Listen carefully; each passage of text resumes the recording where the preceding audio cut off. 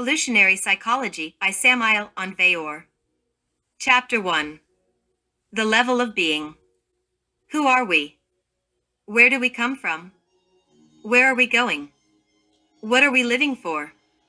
Why are we living? Unquestionably, the wretched intellectual animal mistakenly called a human being not only ignores, but furthermore ignores that he ignores. The worst of it is the strange and difficult situation in which we find ourselves. We ignore the secret of all our tragedies, and yet we are convinced that we know it all. Just send a rational mammal to the middle of the Sahara Desert, one of those who claim to be influential in life. Leave him there, far away from any oasis, and observe from an airplane what occurs. Facts will speak for themselves. The intellectual humanoid, though he boasts that he is powerful and believes he is a real human being, turns out to be frightfully weak.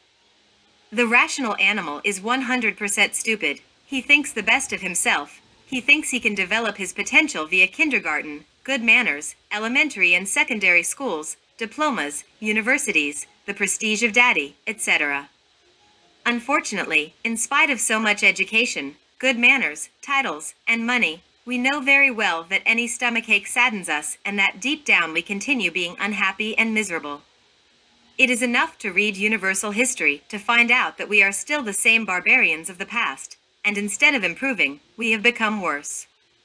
This present century, with its magnificence, wars, prostitution, worldwide sodomy, sexual degeneration, drugs, alcohol, exorbitant cruelty, extreme perversion, monstrosity, etc., is the mirror in which we must see ourselves.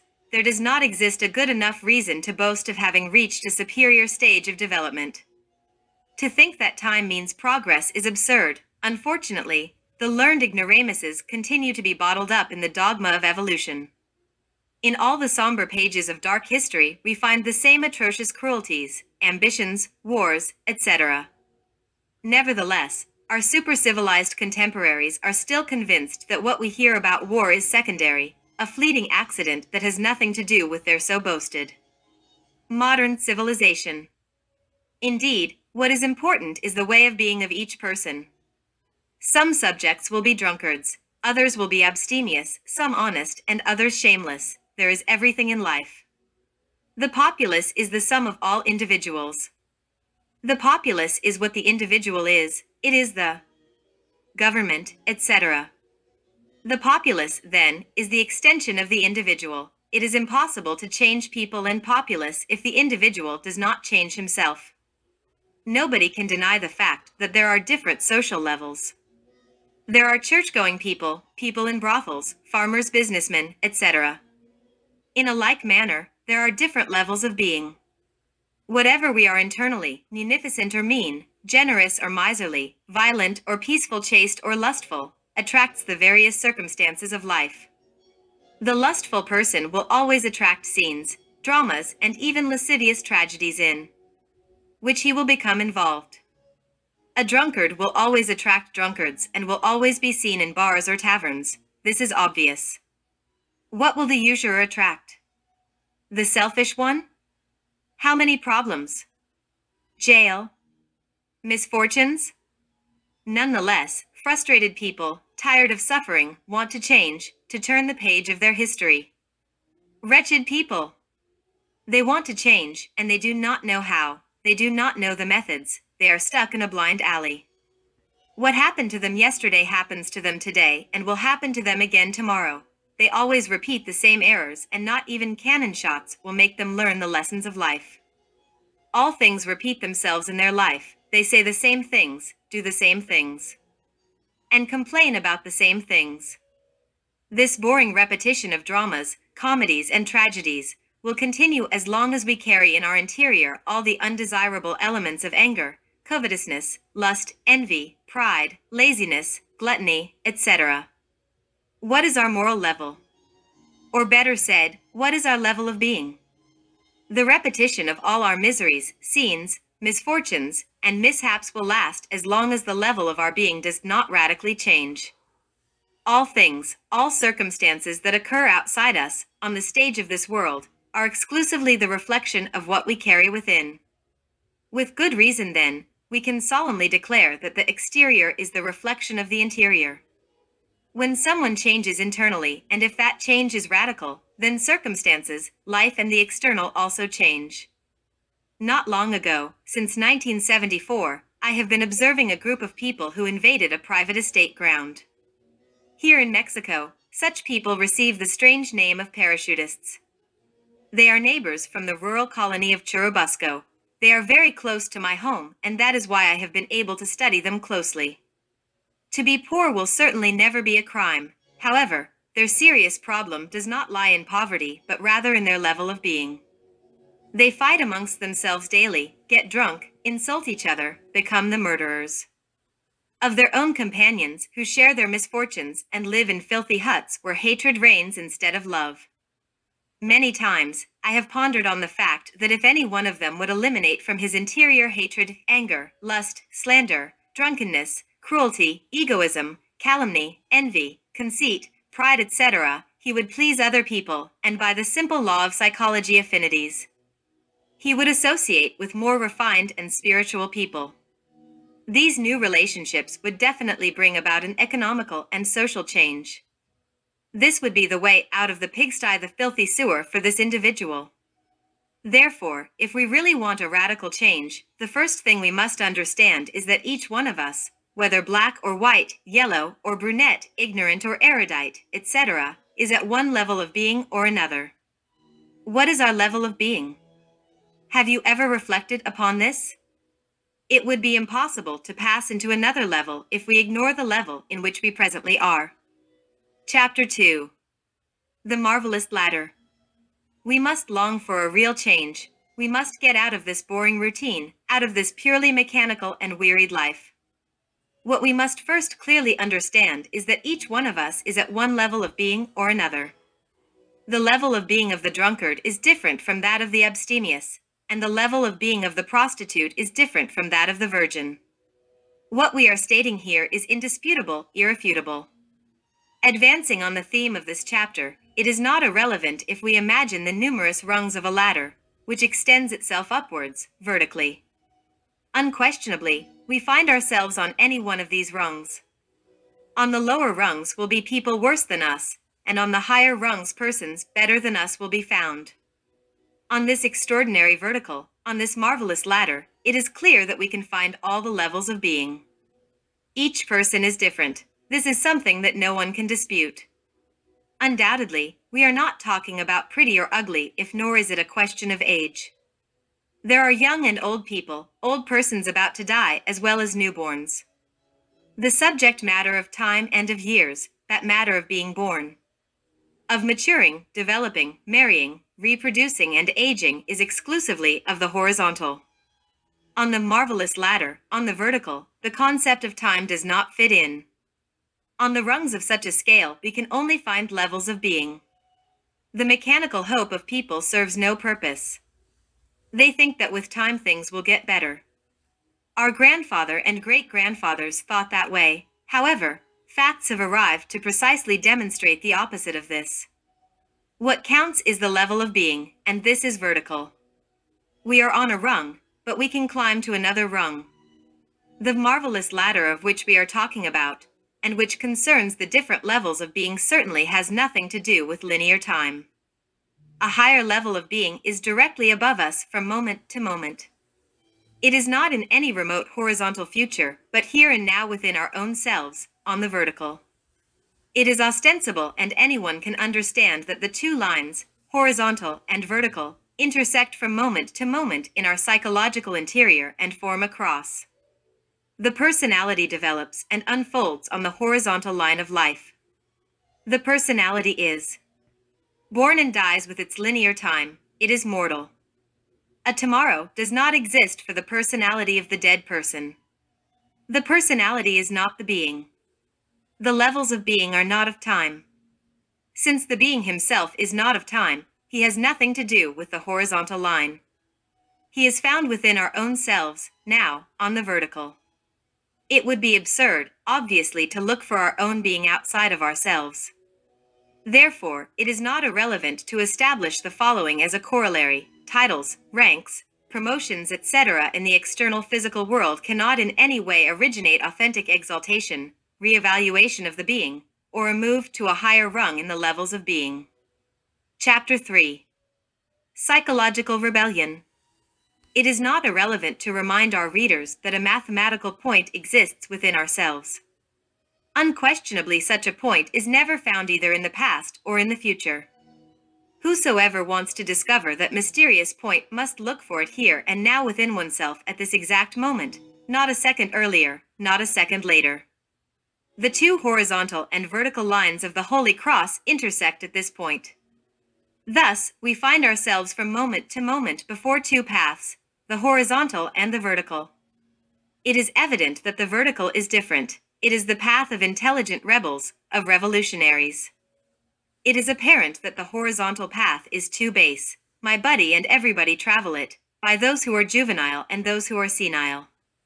When one remembers oneself and works upon oneself, when one does not become identified with all the problems and sorrows of life, it is a fact that one is traveling along the vertical path.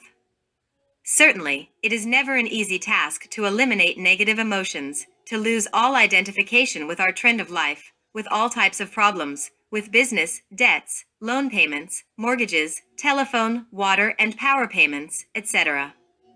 The unemployed ones, those who have lost their position or job for one reason or another, evidently suffer because of lack of money, and for them to forget their situation and not worry or identify themselves with their own problem becomes tremendously difficult.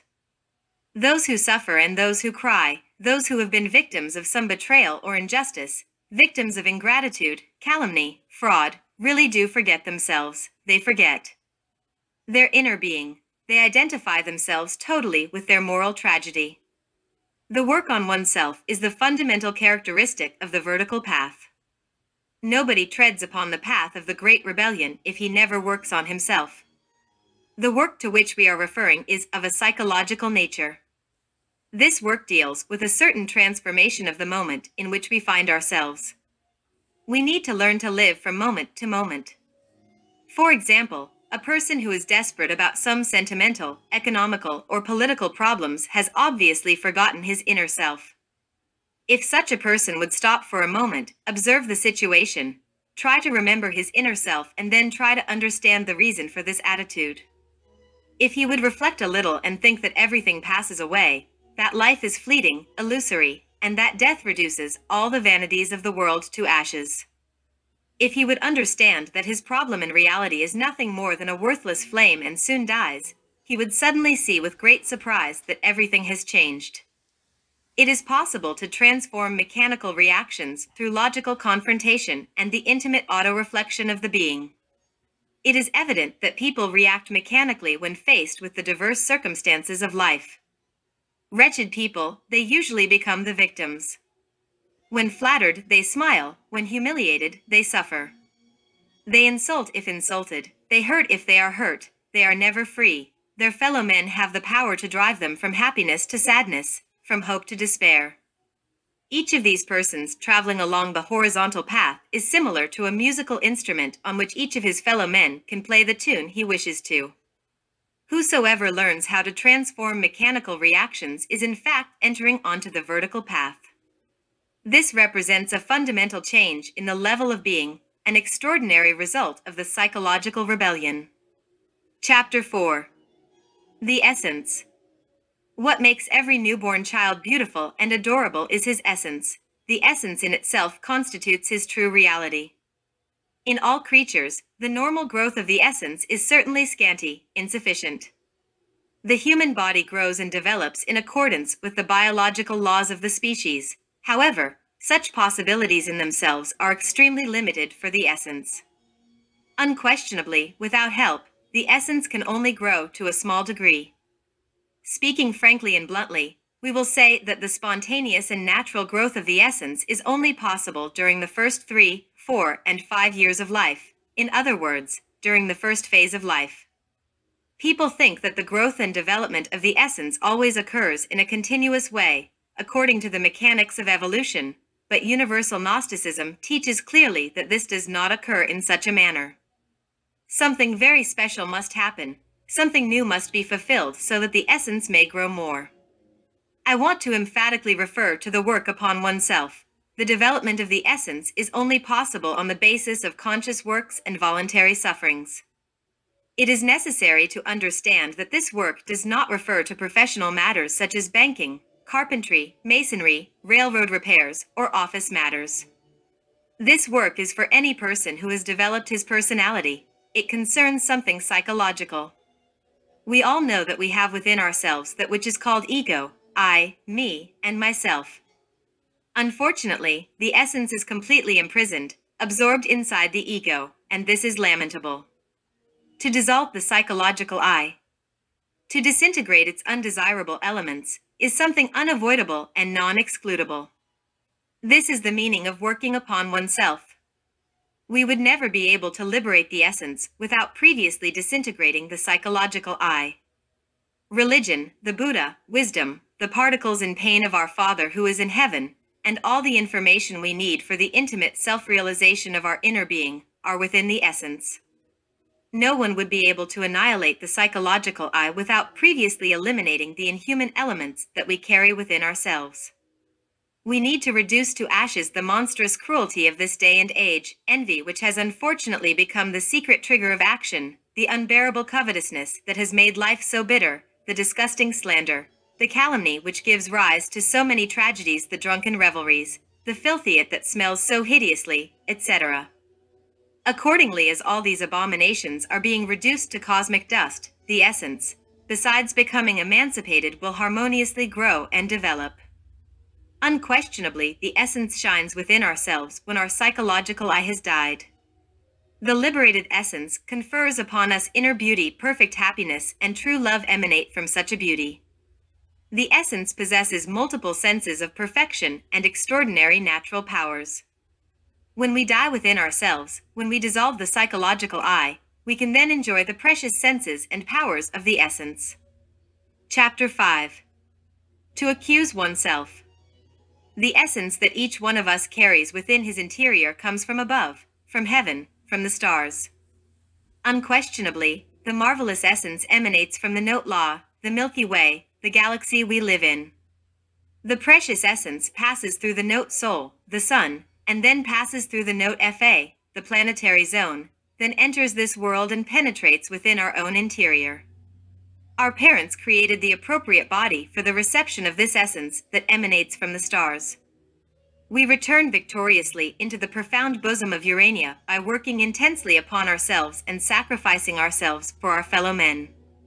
We are living in this world for some reason, for something, for some special factor. Obviously, there is much in us that we must see, study, and comprehend, if indeed to know something about ourselves, about our own life is what we long for. Tragic is the existence of the one who dies without having known the purpose of his life. Each one of us must discover for himself the purpose of his own life, to discover what is that which keeps him prisoner within the prison of pain. Ostensibly, there is something within us that makes our life bitter, and this is what we need to firmly struggle against. It is not indispensable that we continue in disgrace. Therefore, it is urgent that we reduce to cosmic dust that which makes us so weak and miserable. It is useless for us to be conceited about ranks, honors, diplomas, money, vain subjective rationalism, aforementioned virtues, etc.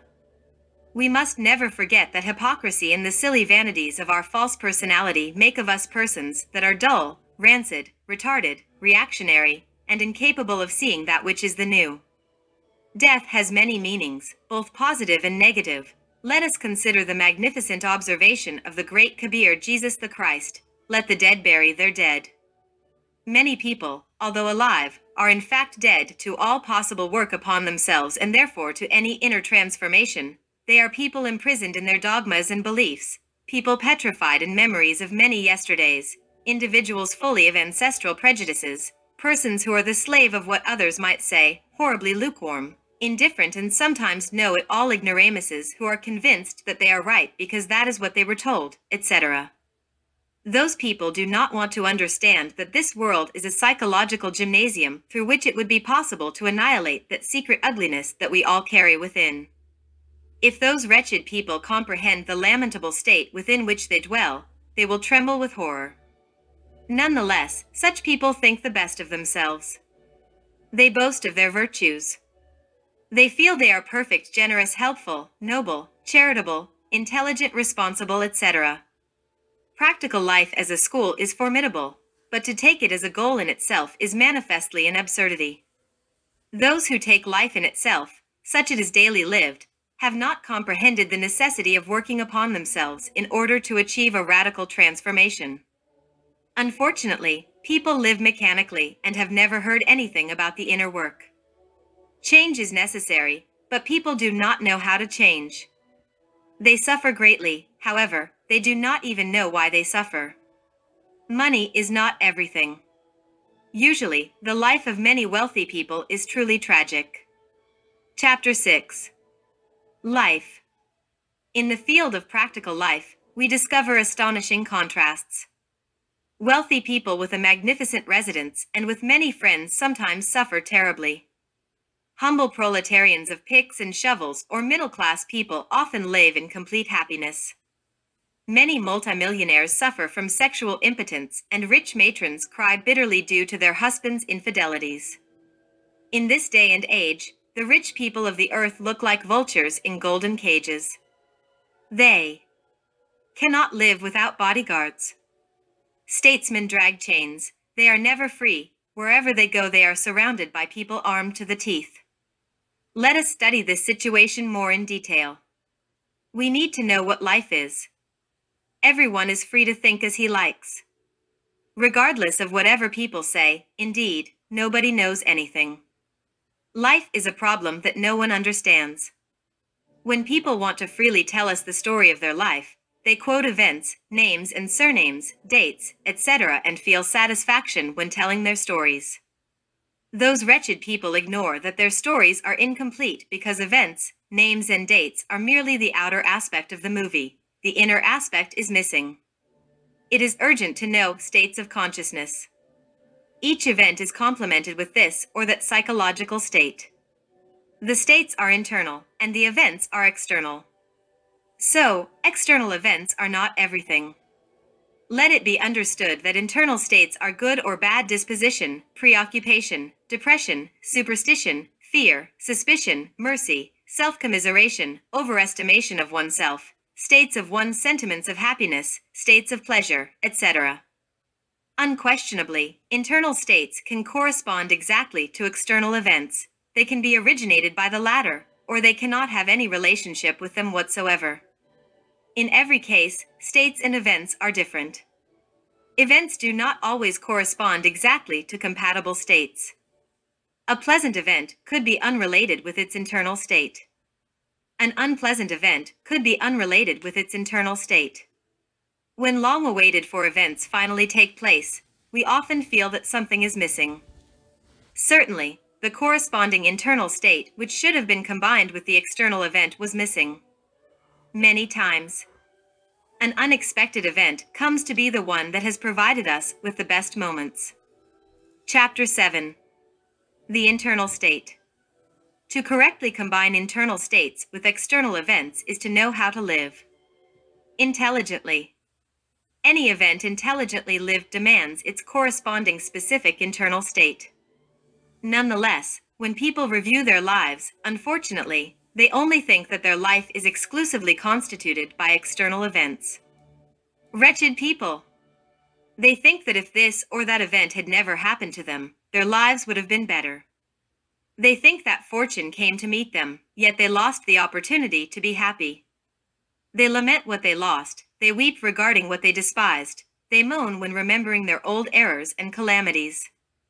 People do not want to realize that to vegetate is not to live, and that the capacity to consciously exist depends of the soul, exclusively on the quality of the interior states. Certainly, it does not matter how beautiful the external events of life might be, if we are not in the appropriate internal state in those moments, the best moments can seem monotonous, tiresome, or simply boring to us.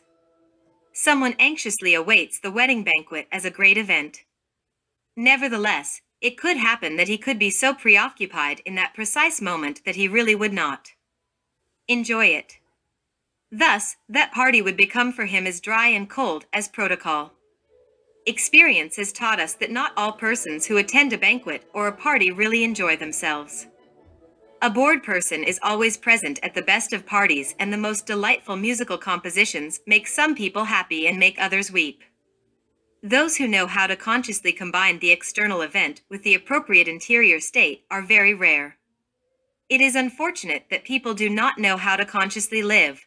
They weep when they should laugh and laugh when they should weep. Control is different. The sage can be happy but never filled with an insane frenzy, sad but never desperate and discouraged, calm in the middle of violence, abstinent in the orgy, chaste when amidst lust, etc. Melancholic and pessimistic persons think the worst of life, and frankly they do not want to live. Every day we see people that are not only unhappy, but moreover, what is even worse, they make other people's lives miserable.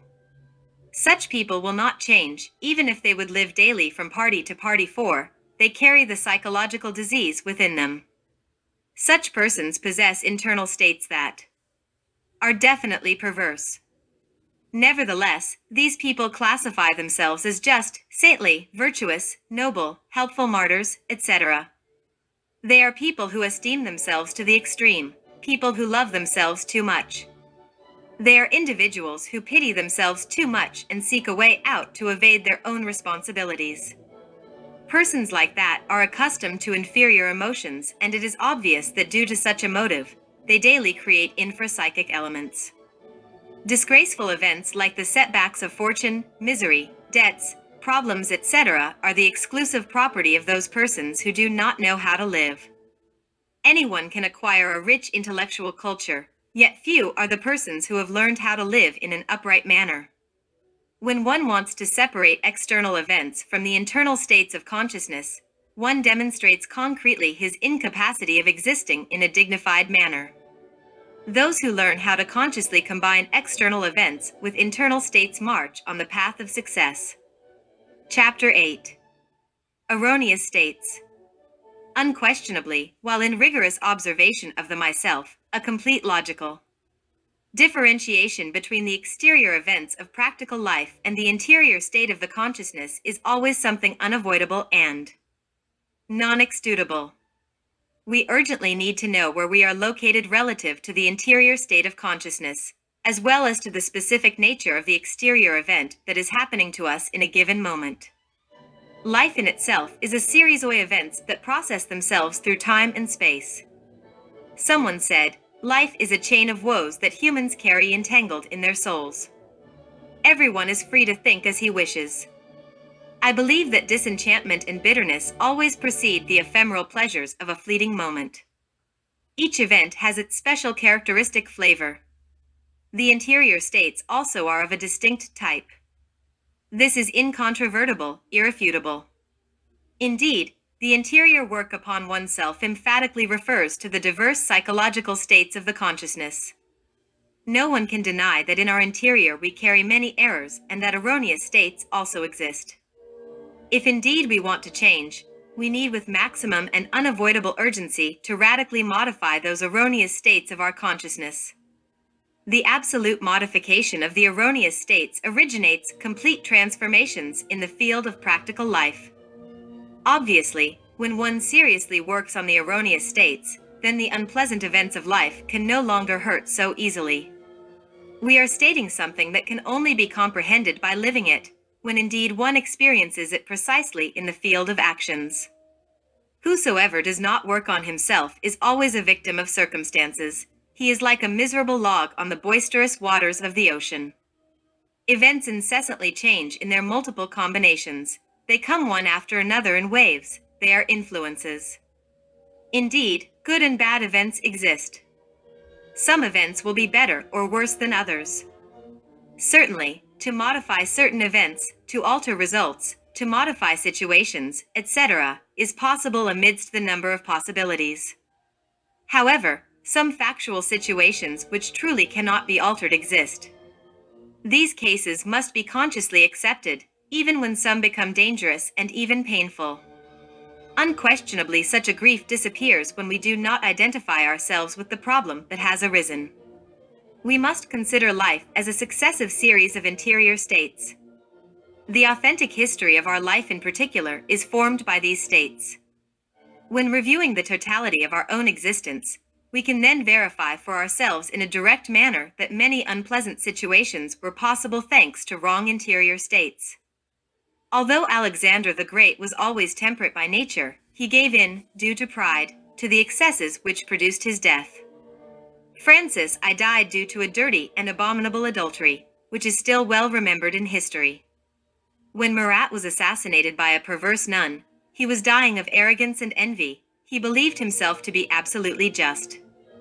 Unquestionably, the ladies of the Parc des Cerfs totally exhausted the vitality of the horrible fornicator Louis XV. Due to jealousy, Othello became an assassin. Many are the people who die of ambition, anger, or jealousy. This is well known by psychologists. When our will irrevocably fixes itself on an absurd tendency, we become candidates for the pantheon or cemetery. Therefore, jails are filled with sincerely mistaken people. Chapter 9. Personal Events. When dealing with the discovery of wrong psychological states, a complete intimate self-observation of the myself is unavoidable. Unquestionably wrong internal states can be corrected with correct procedures. Since our internal life is the magnet which attracts external events, we need with a maximum and unavoidable urgency to eliminate erroneous psychological states from our psyche. The correction of mistaken psychological states is indispensable when one wants to fundamentally alter the nature of certain undesirable events. The alteration of our relationship with certain events is possible if we eliminate certain absurd psychological states from our interior. Destructive external situations could become inoffensive and even constructive by intelligently correcting erroneous internal states. When one purifies oneself internally, one can then change the nature of unpleasant events that happen to us. Whosoever never corrects absurd psychological states, believing himself to be very strong, becomes a victim of circumstances. When one wishes to change the course of an unhappy existence, it is then vital to establish an order within one's disorderly internal house. People complain about everything. They suffer, cry, protest. They would like to change their life, to come out of the misfortune they are having, yet unfortunately, they do not work upon themselves.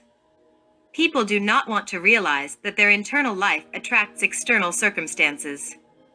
Therefore, if the external circumstances are painful, it is because of their absurd internal states. The external is merely the reflection of the internal. Therefore, whosoever changes internally originates a new order of things.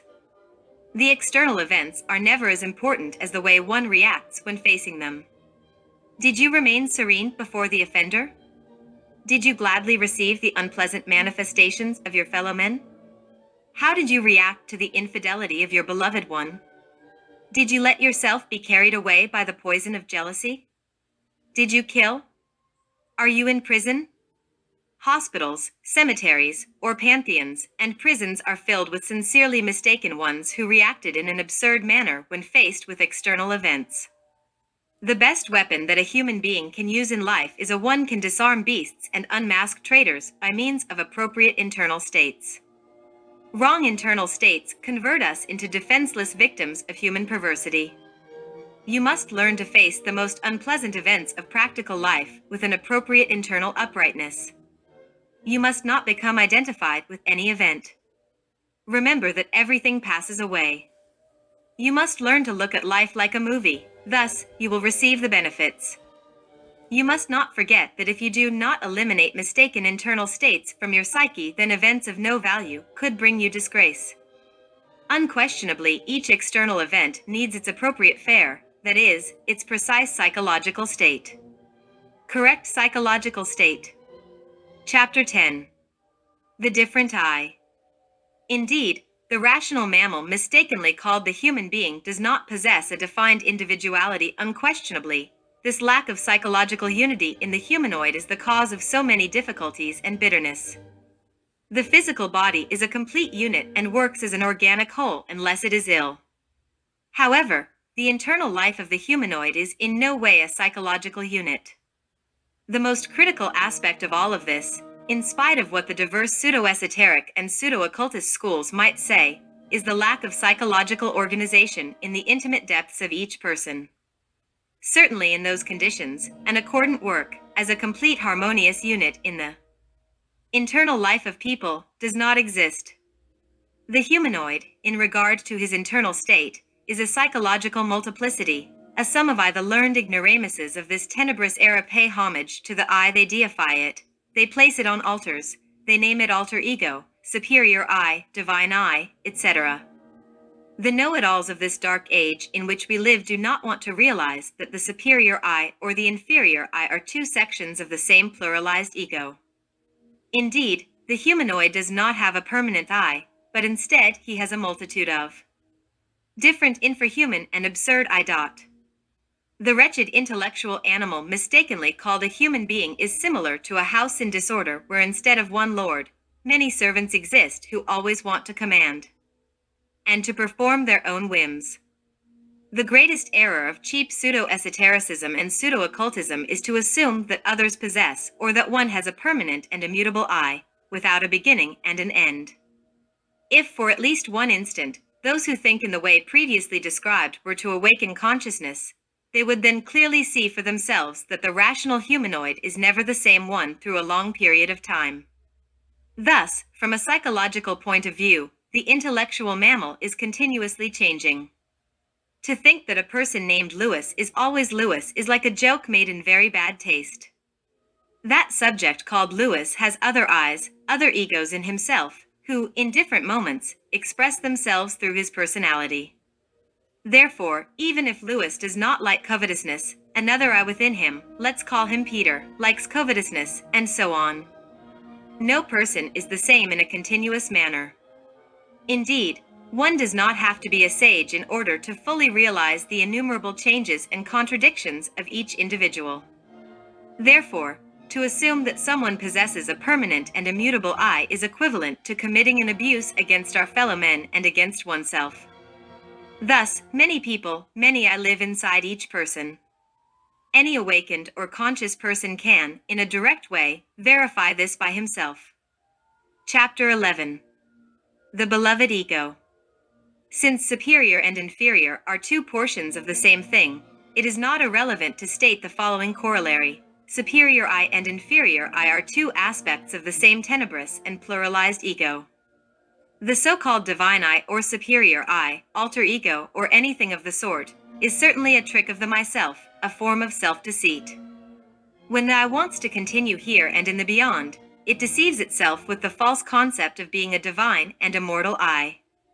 None of us has a true I that is permanent, immutable, eternal, ineffable, etc. Indeed, none of us has a true and authentic unity of being. Unfortunately, we do not even possess a legitimate individuality, although the ego continues beyond the sepulchre. It has, nonetheless, a beginning and an end. The ego, the I, is never something individual, unitary, a total unity. Obviously, the I is in Oriental Tibet. The I are called psychic aggregates, or simply, positive or negative values. If we think of each I as a different person, we can then emphatically state the following: many people exist within each person living in the world. Unquestionably, many different persons live inside each one of us. Some of them are better than others, and others are worse. Each one of these persons, struggles for supremacy. As often as possible, each one of these I wants to be exclusive. Each one wants to control the intellectual brain or the emotional and motor centers until other substitutes it.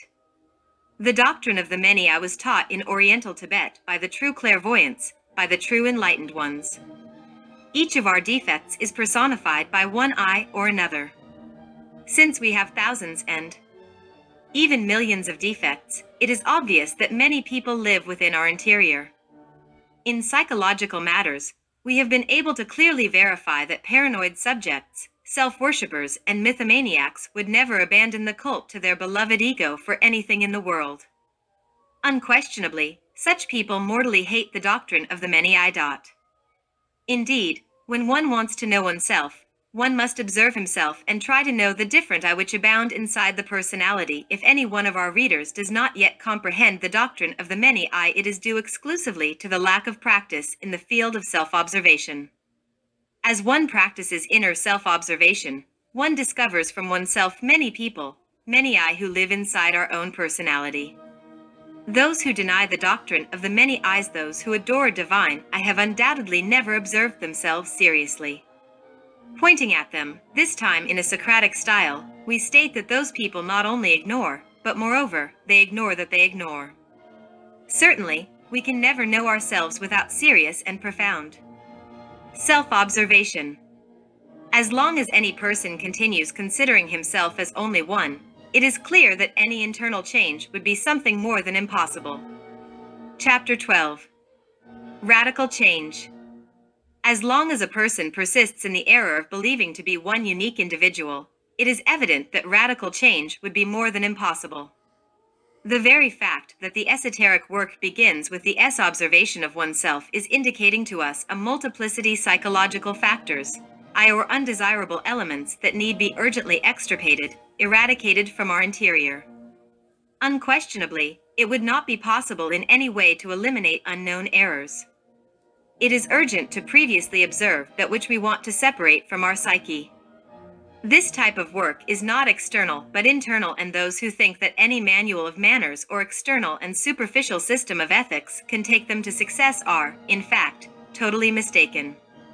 The concrete and definite fact that the internal work begins with attention, which is concentrated in the full observation of oneself, is more than enough reason to demonstrate that this demands a very particular and personal effort from each one of us.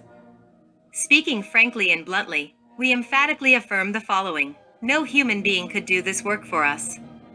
No change whatsoever is possible within our psyche without the direct observation of the whole sum of subjective factors that we carry within.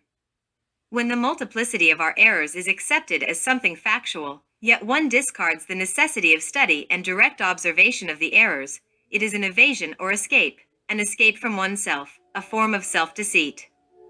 Indeed, it is only by applying a rigorous effort and a judicious observation of the myself without evasions of any type, that we will be able to verify that we are not one but many. To admit to the plurality of the I and to experience it through rigorous observation are two different aspects. Someone could admit to the doctrine of the many I without ever having experienced it. The latter is possible only by carefully observing oneself. To flee the work of inner observation, to seek evasions, is an unmistakable sign of degeneration.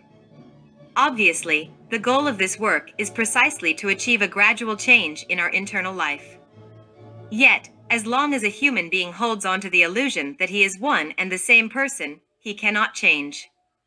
Radical transformation is a defined possibility which is normally lost when one does not work on oneself. The initial point of radical change remains hidden as long as the person continues believing himself to be one. Those who reject the doctrine of the many I are clearly demonstrating that they have never observed themselves seriously. The severe observation of the myself without subterfuges of any type permits us to verify by ourselves the crude reality that we are not one but many. Amidst the subjective opinions of this world, the diverse pseudo-esoteric or pseudo-occultist theories always become an ally we use to flee from ourselves. Unquestionably, the illusion that one is always one and the same person serves as a hidden obstacle for self-observation. Someone could say, "I know that I am not one but many, Gnosis taught me this." Yet, if a fully lived experience regarding this aspect of the doctrine does not exist, then such an affirmation, even if very sincere, would obviously be something merely external and superficial. Therefore, what is fundamental is to perceive, to experience, and to comprehend. Only thus is it possible to work consciously in order to achieve a radical change. Hence, affirming is one thing and comprehending is another. When someone says, "I comprehend that I am not one but many," if this comprehension is authentic and not merely insubstantial, vain wordiness of ambiguous chattering, then this indicates, points out, declares a full verification of the doctrine of the many I. Knowledge and comprehension are different. Knowledge is of the mind. Comprehension is of the heart. Therefore, the mere knowledge of the doctrine of the many I is good for nothing. Unfortunately, in these times in which we live, knowledge has gone far beyond comprehension. This is because the wretched intellectual animal, mistakenly called human being, exclusively developed the side of knowledge, lamentably forgetting the corresponding side of the being. To know the doctrine of the many eyes and to comprehend it is fundamental for any true radical change. When a person begins to observe his inner self in detail, from the angle that he is not one but many, it is obvious that he has initiated a serious work upon his inner nature. Chapter 13. The Observer and the Observed. It is very clear and not difficult to comprehend that when one seriously begins to observe oneself from the point of view that the myself is not one but many, one then really begins to work on all that is carried within. Hindrances, obstacles, stumbling blocks for the work of intimate self-observation, such are the following psychological defects. Megalomania, delusions of grandeur, to believe that one is a god. Self-worship, belief in a permanent adoration of any type of alter ego. Paranoia, know-it-all ignoramus, self-sufficiency, vanity, thinking oneself infallible, mystic pride, person who does not like to see another person's point of view. When an individual continues with the absurd conviction that myself is one, such a person possesses a permanent I then, the serious work upon oneself becomes more than impossible. Whosoever always considers himself as one will never be able to separate the self from his own undesirable elements. Such a person will consider each thought, sentiment, desire, emotion, passion, affection, etc. as different and unchangeable functionalisms of his own nature and will even justify himself before others saying that such and such personal defects are of a hereditary nature. Whosoever accepts the doctrine of the many I based on self-observation comprehends that every desire, thought, action, passion, etc. corresponds to this or that I meaning, to a distinct or different I. Whosoever works very seriously on himself, as any athlete of inner self-observation, exerts upon himself the effort to separate from his psyche the diverse undesirable elements which he carries within. Thus, if one truly and very sincerely begins to observe oneself internally, one ends up dividing himself in two, the observer and the observed. If such a division is not produced, it is then evident that we would never take a step forward in the marvelous pathway of self-knowledge. How can we observe ourselves if we commit the error of not wanting to divide ourselves into observer and the observed? If such a division is not produced, it is obvious that we will never take a step forward upon the path of self-knowledge. Undoubtedly, when this division does not occur, we then continue identified with all the processes of the pluralized I. Whosoever identifies himself with the diverse processes of the pluralized I is always a victim of circumstances. How could the one who does not know himself modify circumstances? How could a person who has never observed himself internally know himself? In what way can someone observe himself if this one, first of all, does not divide himself into observer and observed? Now then, no one can start to change radically as long as such a one is incapable of saying, "This desire is an animal I which I must eliminate. This egotistical thought is another I that torments me and that I need to disintegrate. This sentiment that hurts my heart is an intruding I, which I need to reduce to cosmic dust, etc." Naturally, the statements of the former paragraph are impossible to say for the one who has never divided himself between observer and observed. Whosoever takes all his psychological processes as functionalisms of a unique, individual, and permanent I is identified with all his errors. He has them so tied to himself that he has lost the capacity to separate them from his psyche. Obviously, people like that can never change radically. They are people condemned to the most complete failure. Chapter 14. Negative Thoughts. In this devolving and decadent era, it is unusual for anyone to think with profundity and with full attention. Diverse thoughts surge from the intellectual center, not from a permanent I as the learned ignoramuses foolishly assume, but from the different I's in each of us. When a person is thinking, he firmly believes that he is the one who is thinking in himself and by himself. The wretched intellectual mammal does not want to realize that the multiple thoughts that cross his mind have their origin in the different I's which we carry within. This signifies that we are not true thinking individuals. Indeed, we do not yet have an individual mind. However, each of the different I's that we carry within utilizes our intellectual center. At any time, as often as possible, each of them utilizes the intellectual center in order to think. Therefore, to identify ourselves with this or that negative and harmful thought, believing it to be our particular property, would be an absurdity. Obviously, this or that negative thought proceeds from any I which in a given moment has abusively used our intellectual center.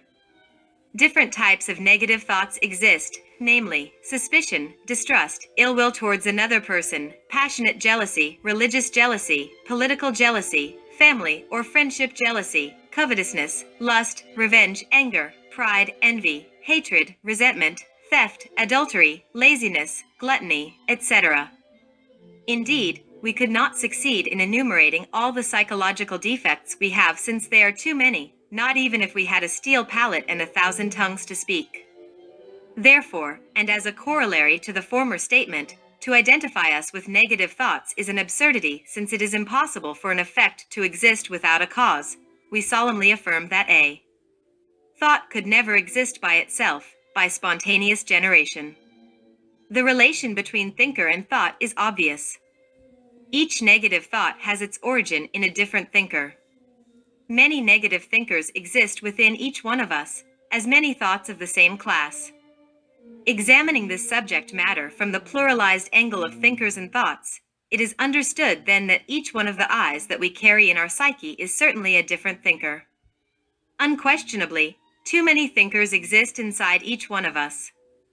Nonetheless, each one of these inner thinkers, in spite of being merely one part, believes himself to be the whole at any given moment. The mythomaniacs, megalomaniacs, ego worshippers, narcissists, and paranoid ones would never accept the thesis of the plurality of thinkers, because they love themselves too much. They believe themselves to be Superman's daddy or Wonder Woman mommy. How could such abnormal people accept the idea that they do not possess an individual, brilliant, and marvelous mind? Nevertheless, those know-it-all ignoramuses think the best of themselves and even wear the robe of Aristippus in order to demonstrate wisdom and humility. It is stated, in accordance with legend of time, that Aristippus wanted to demonstrate wisdom and humility. So, he decked himself with an old robe full of patches and holes, then held the rod of philosophy with his right hand and walked the streets of Athens. When Socrates saw him coming, he exclaimed in a loud voice, "O Aristippus, your vanity is shown through the holes of your vesture." The one who unceasingly does not live in a state of alert novelty, alert perception, thinking that he is thinking, easily becomes identified with any negative thought. Thus, lamentably, as an outcome of his behavior, he strengthens the disastrous power of the negative I who is the author of the corresponding thought in question. The more we identify ourselves with a negative thought, the more we shall be slaves of the corresponding I that characterizes it. Regarding gnosis, the secret path and the work upon oneself, our own particular temptations are precisely found in those I who hate gnosis, who hate the esoteric work. These I do not ignore that their existence within our psyche is mortally threatened by gnosis and by this work. Those quarrelsome and negative I easily take control of certain mental films that are stored in our intellectual center, which sequentially originate harmful and noxious mental currents. If we accept those thoughts, those negative I, which at any given moment control our intellectual center, we shall then be incapable of freeing ourselves from their influence. We must never forget that every negative I deceives itself and betrays to that end, it lies. Each time that one feels a sudden loss of strength, when the aspirant becomes disillusioned about gnosis, about the esoteric work, when one loses the enthusiasm and abandons what is best, it is obvious that one has been deceived by some negative I. The negative I of jealousy deceives those beings who adore each other and destroys their happiness. The negative I of mystical pride deceives the devotees of the path.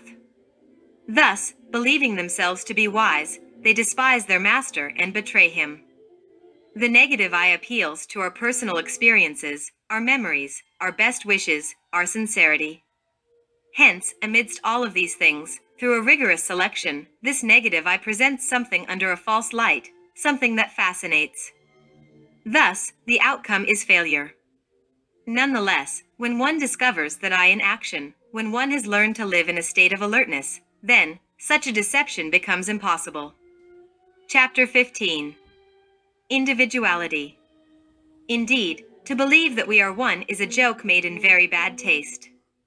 Unfortunately, this vain illusion exists within each one of us. It is unfortunate that we always think the best of ourselves. It never occurs to us to comprehend that we do not even possess true individuality. The worst of the matter is that we give ourselves the false luxury of assuming that each one of us enjoys full consciousness and a will of our own. Woe to us! What nitwits we are! There is no doubt that ignorance is the worst of all disgraces. Many thousands of different individuals, different persons, or people who quarrel amongst themselves, who fight amongst themselves for supremacy and who do not have order or concordance whatsoever, exist within each one of us. If we were conscious, if we were to awaken from so many dreams and fantasies, how different life would be. Nonetheless, as if our misfortune was not enough, negative emotions, self-love and self-esteem fascinate us, hypnotize us, never allowing us to remember ourselves, to see ourselves exactly the way we are. We believe that we have one will, when in reality we possess many different wills. Each eye has its own will. The tragic comedy of all this interior multiplicity is dreadful. The different internal wills clash against each other, they live in continuous conflict, and they act in different directions.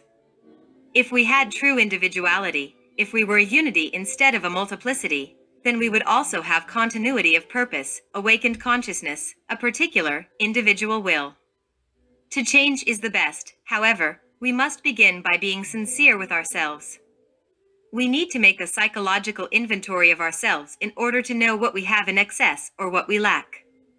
To attain individuality is possible, yet, if we believe that we already have it, then such a possibility will disappear. It is evident that we will never struggle to obtain individuality if we believe that we already have it. Fantasy makes us believe that we are possessors of individuality, and there are even schools in the world that teach it that way. To struggle against fantasy is urgent. Fantasy makes us appear as if we were this or that, when, indeed, we are miserable, shameless, and perverse. We think that we are humans, when in truth we are merely intellectual mammals lacking individuality. Megalomaniacs believe themselves to be gods, Mahatmas, etc., without even suspecting that they do not even have an individual mind and conscious will. Ego worshippers adore their beloved ego so much that they would never accept the multiplicity of egos within themselves. Paranoids, with all the classic pride that characterizes them, will not even read this book. It is indispensable to fight to death against the fantasy regarding our own selves, if we do not want to be victims of artificial emotions and false experiences. This is because fantasy, besides placing us in ridiculous situations, stops all possibility of internal development. The intellectual animal is so hypnotized by his fantasy that he dreams that he is a lion or eagle when in truth he is nothing more than a vile slug from the mud of the earth. The megalomaniac would never accept these aforementioned affirmations. Obviously, regardless of what people might say, he feels to be an arch-hierophant, without suspecting that fantasy is merely nothing. Fantasy is nothing else but fantasy. Fantasy is a real force which acts universally upon mankind. It keeps the intellectual humanoid in a state of sleep, hypnotic state, causing him to believe that he is already a human being, that he possesses true individuality, a will, awakened consciousness, and a mind of his own, etc. When we think that we are one, we cannot move from where we are within ourselves. Thus, we remain stagnant, and lastly, we degenerate, we devolve. Each one of us is situated in a determined psychological phase. We cannot remove ourselves from within this psychological state unless we directly discover all those persons or who live within our own person.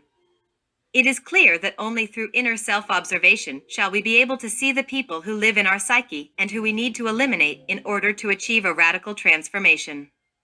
This perception, this self-observation, fundamentally alters all the mistaken concepts that we had regarding ourselves. Thus, as an outcome, we witness the concrete fact that we do not possess true individuality. Therefore, as long as we do not observe ourselves, We will then live in the illusion that we are one, and consequently our life will be a mistake. To correctly relate with our fellow men would be impossible as long as we do not perform an internal change in the very core of our psyche. Any internal change demands the previous elimination of the I that we carry within. We cannot by any means eliminate such as if we do not internally observe them. Those who consider themselves one, those who think the best of themselves, those who would never accept the doctrine of the many will never desire to observe their I. Therefore, within them, any possibility of change will be impossible.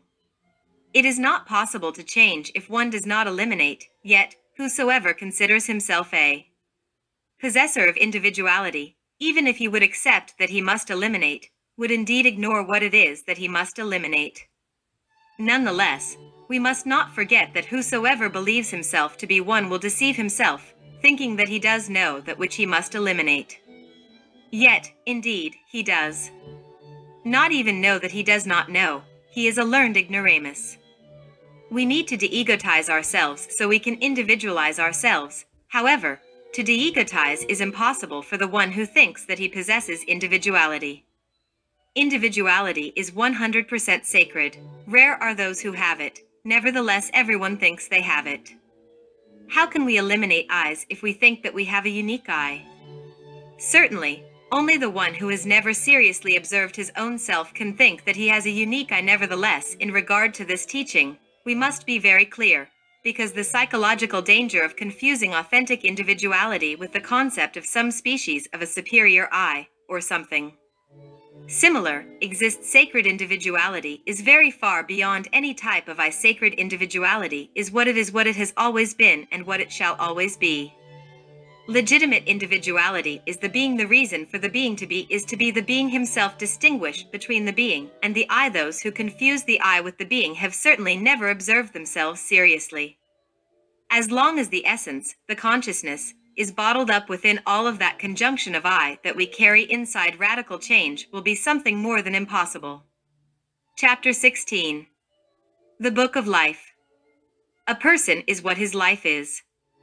That which continues beyond death is life. This is the meaning of the Book of Life that opens with death when this subject matter is contemplated from a strictly psychological point of view. Indeed, a routine day of our life is just a small replica of the totality of our life. Therefore, as an outcome of all of this, we can infer the following: if a human being does not work on himself today, he will never change. When one affirms that one wants to work on himself, and he does not work today, putting it off for tomorrow, such an affirmation will be a simple project and nothing more, because in it is a replica of all our life. There exists out there a common saying that states, do not leave for tomorrow what you can do today.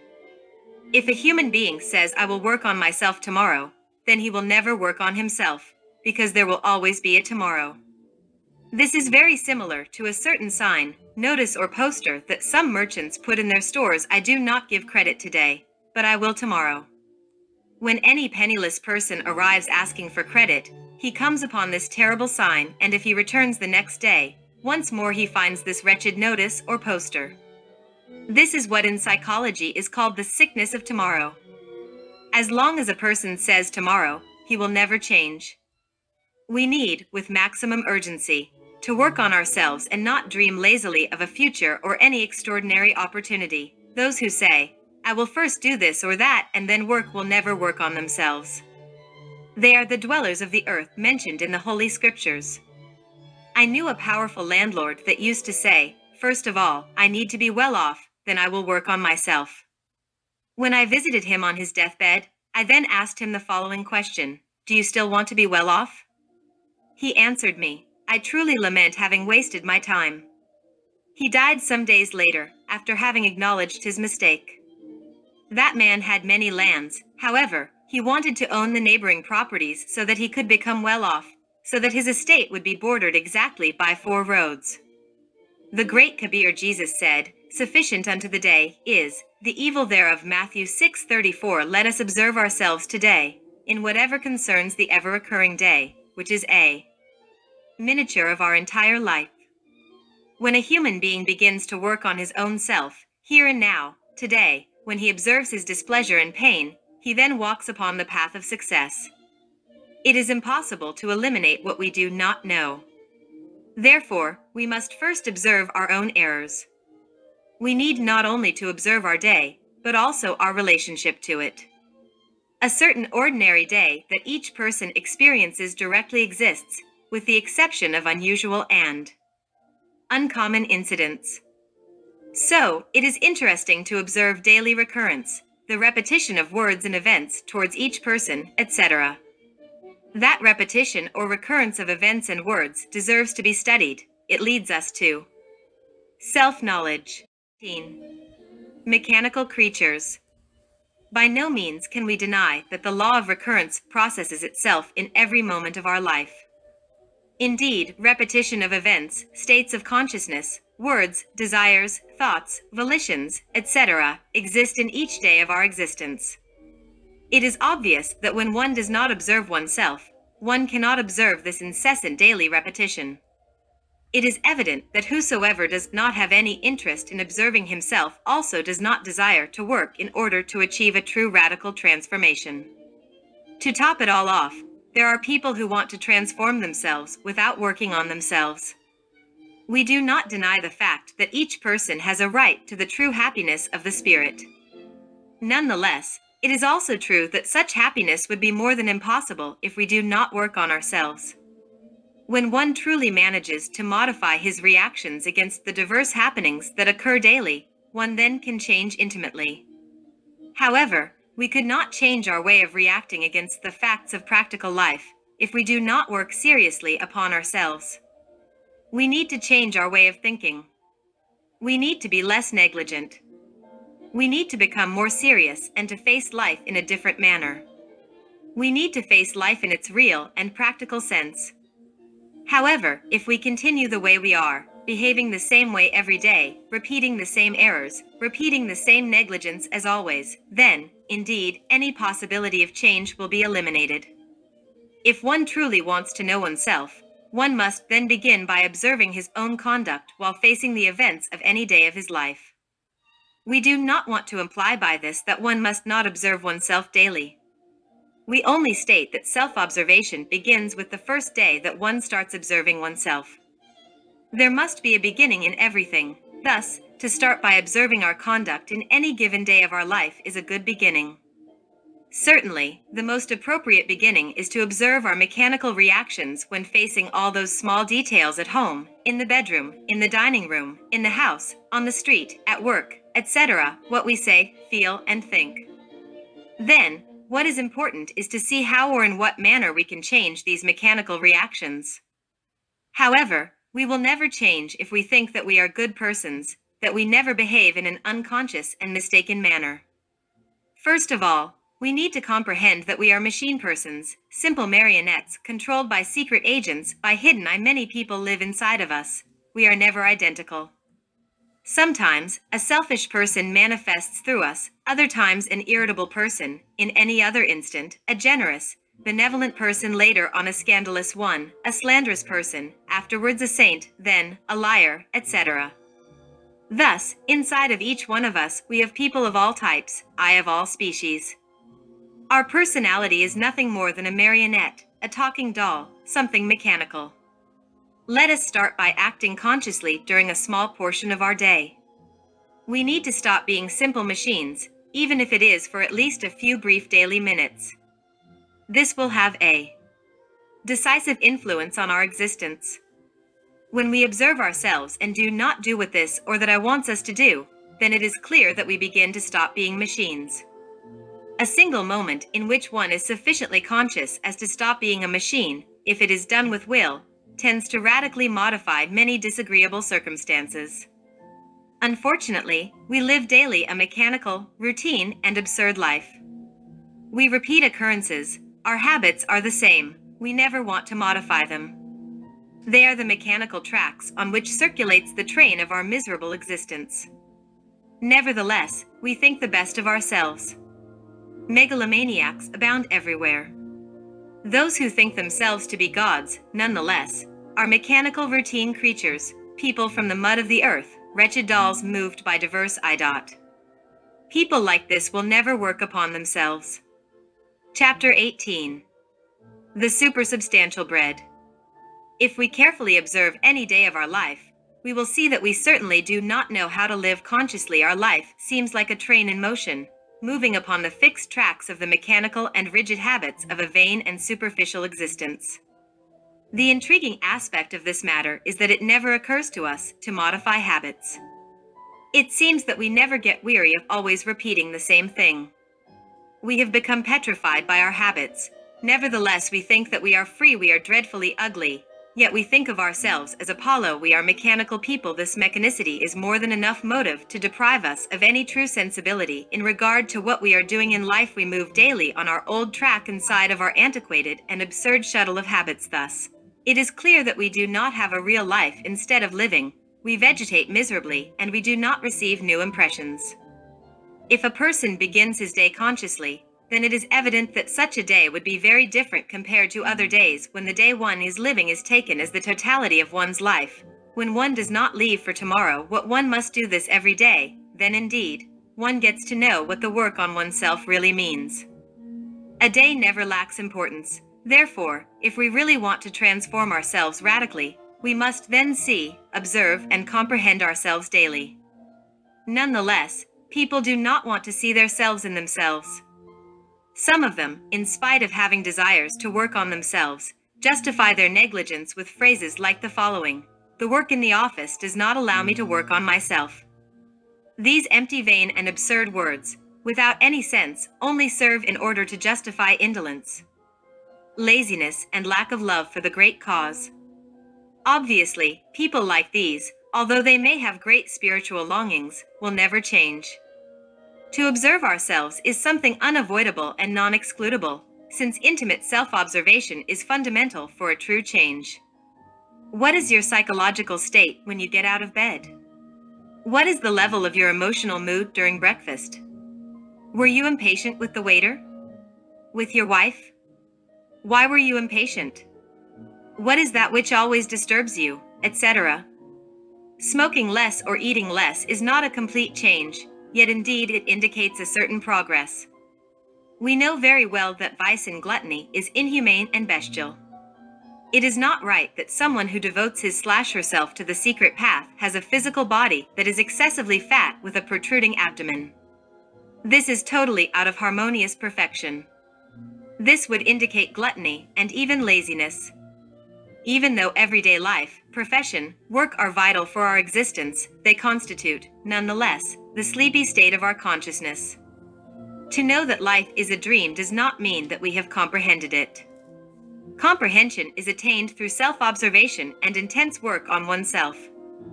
Hence, in order to work on oneself, it is indispensable to work on one's daily life, this very day.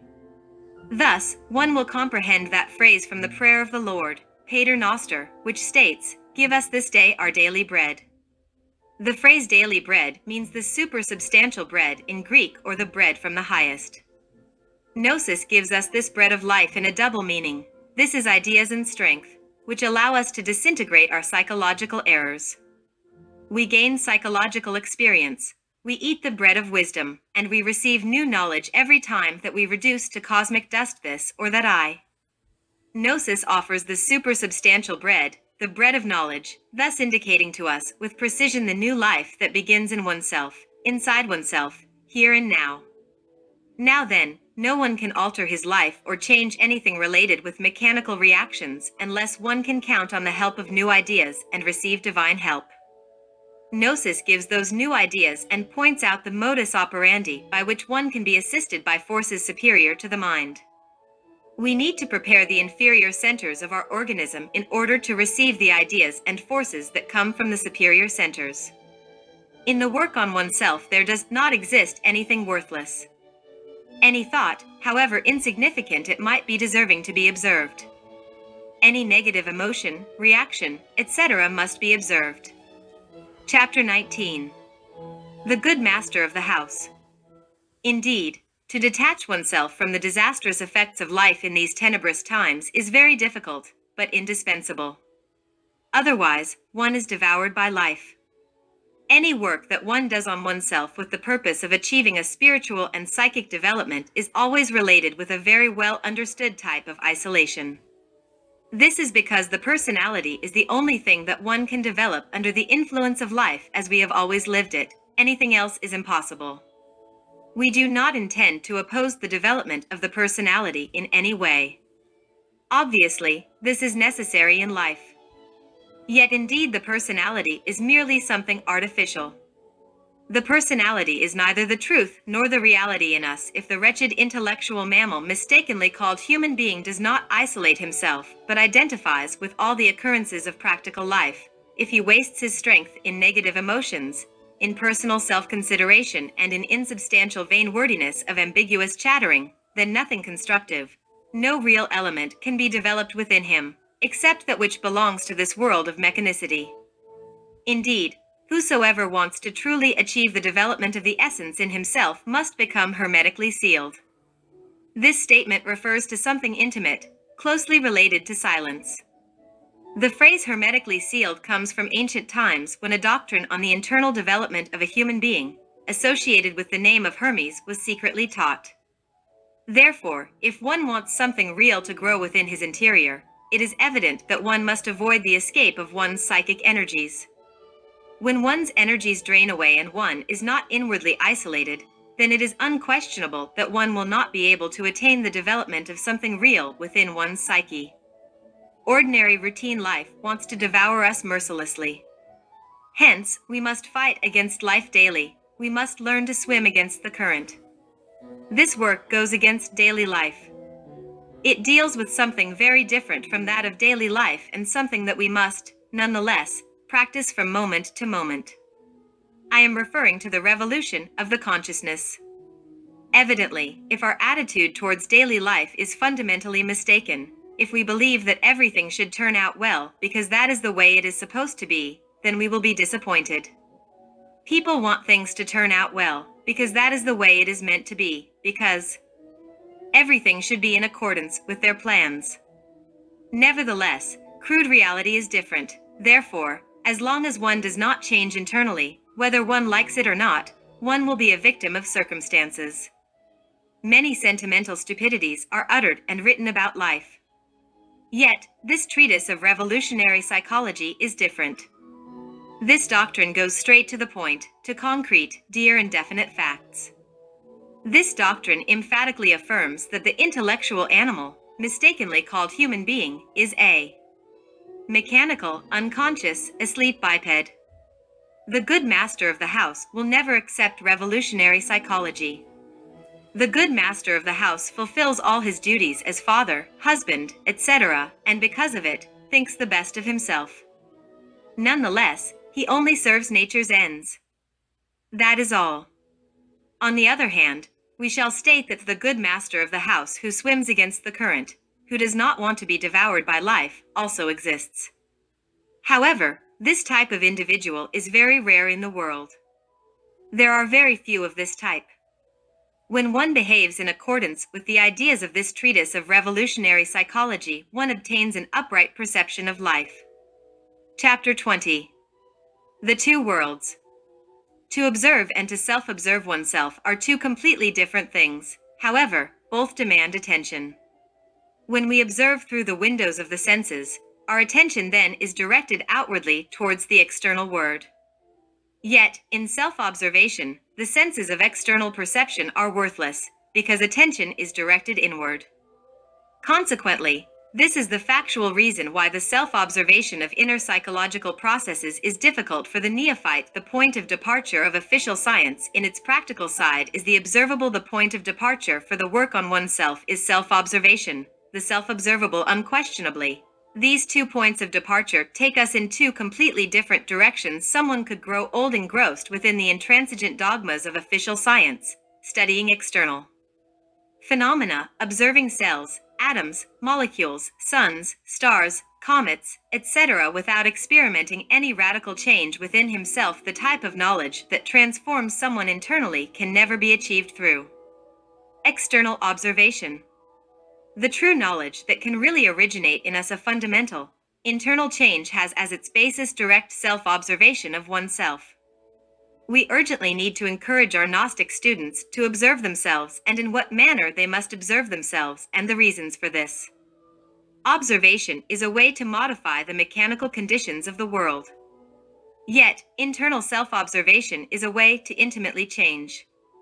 Consequently, and as a corollary to the former statement, we can and must emphatically affirm that two types of knowledge exist, the external and the internal. Therefore, if we do not have within ourselves the magnetic center that can differentiate between these two qualities of knowledge, then confusion would be the only outcome of this mixture of two canons or orders of ideas. Sublime pseudo-esoteric doctrines with marked scientism at heart belong to the field of the externally observable. Nevertheless, they are accepted by many aspirants as internal knowledge.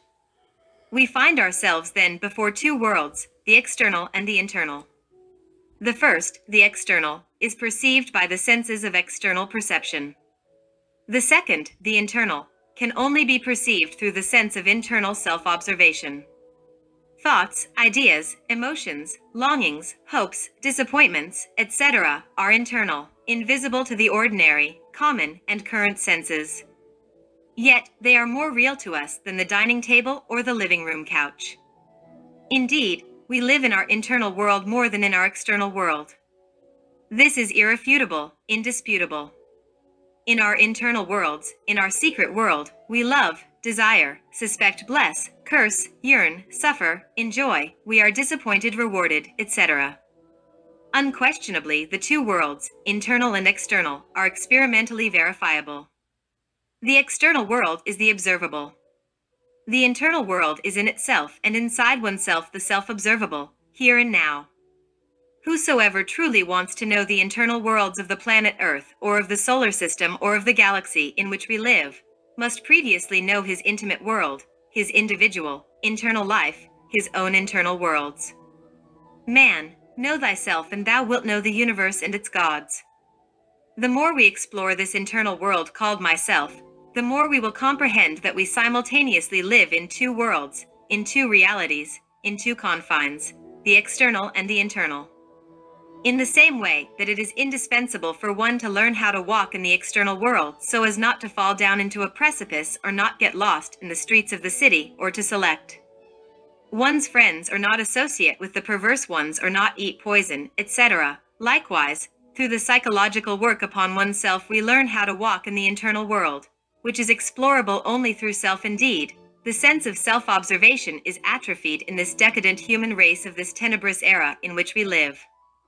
As we persevere in self-observation, the sense of intimate self-observation will progressively develop. Chapter 21. Observation of oneself. Internal self-observation is a practical means to achieve a radical transformation. To know and to observe are different. Many confuse the observation of oneself with knowing. For example, even though we know that we are seated in a living room, this, however, does not signify that we are observing the chair. We know that at a given moment we are in a negative state, perhaps with a problem, worried about this or that matter, or in a state of distress or uncertainty, etc. This, however, does not mean that we are observing the negative state. Do you feel antipathy towards someone? Do you dislike a certain person? Why? You may say that you know that person. Please observe that person. To know is not the same as to observe. Do not confuse knowing with observing. The observation of oneself, which is 100% active, is a way to change oneself. However, knowing, which is passive, is not a way to change oneself. Indeed, knowing is not an act of attention.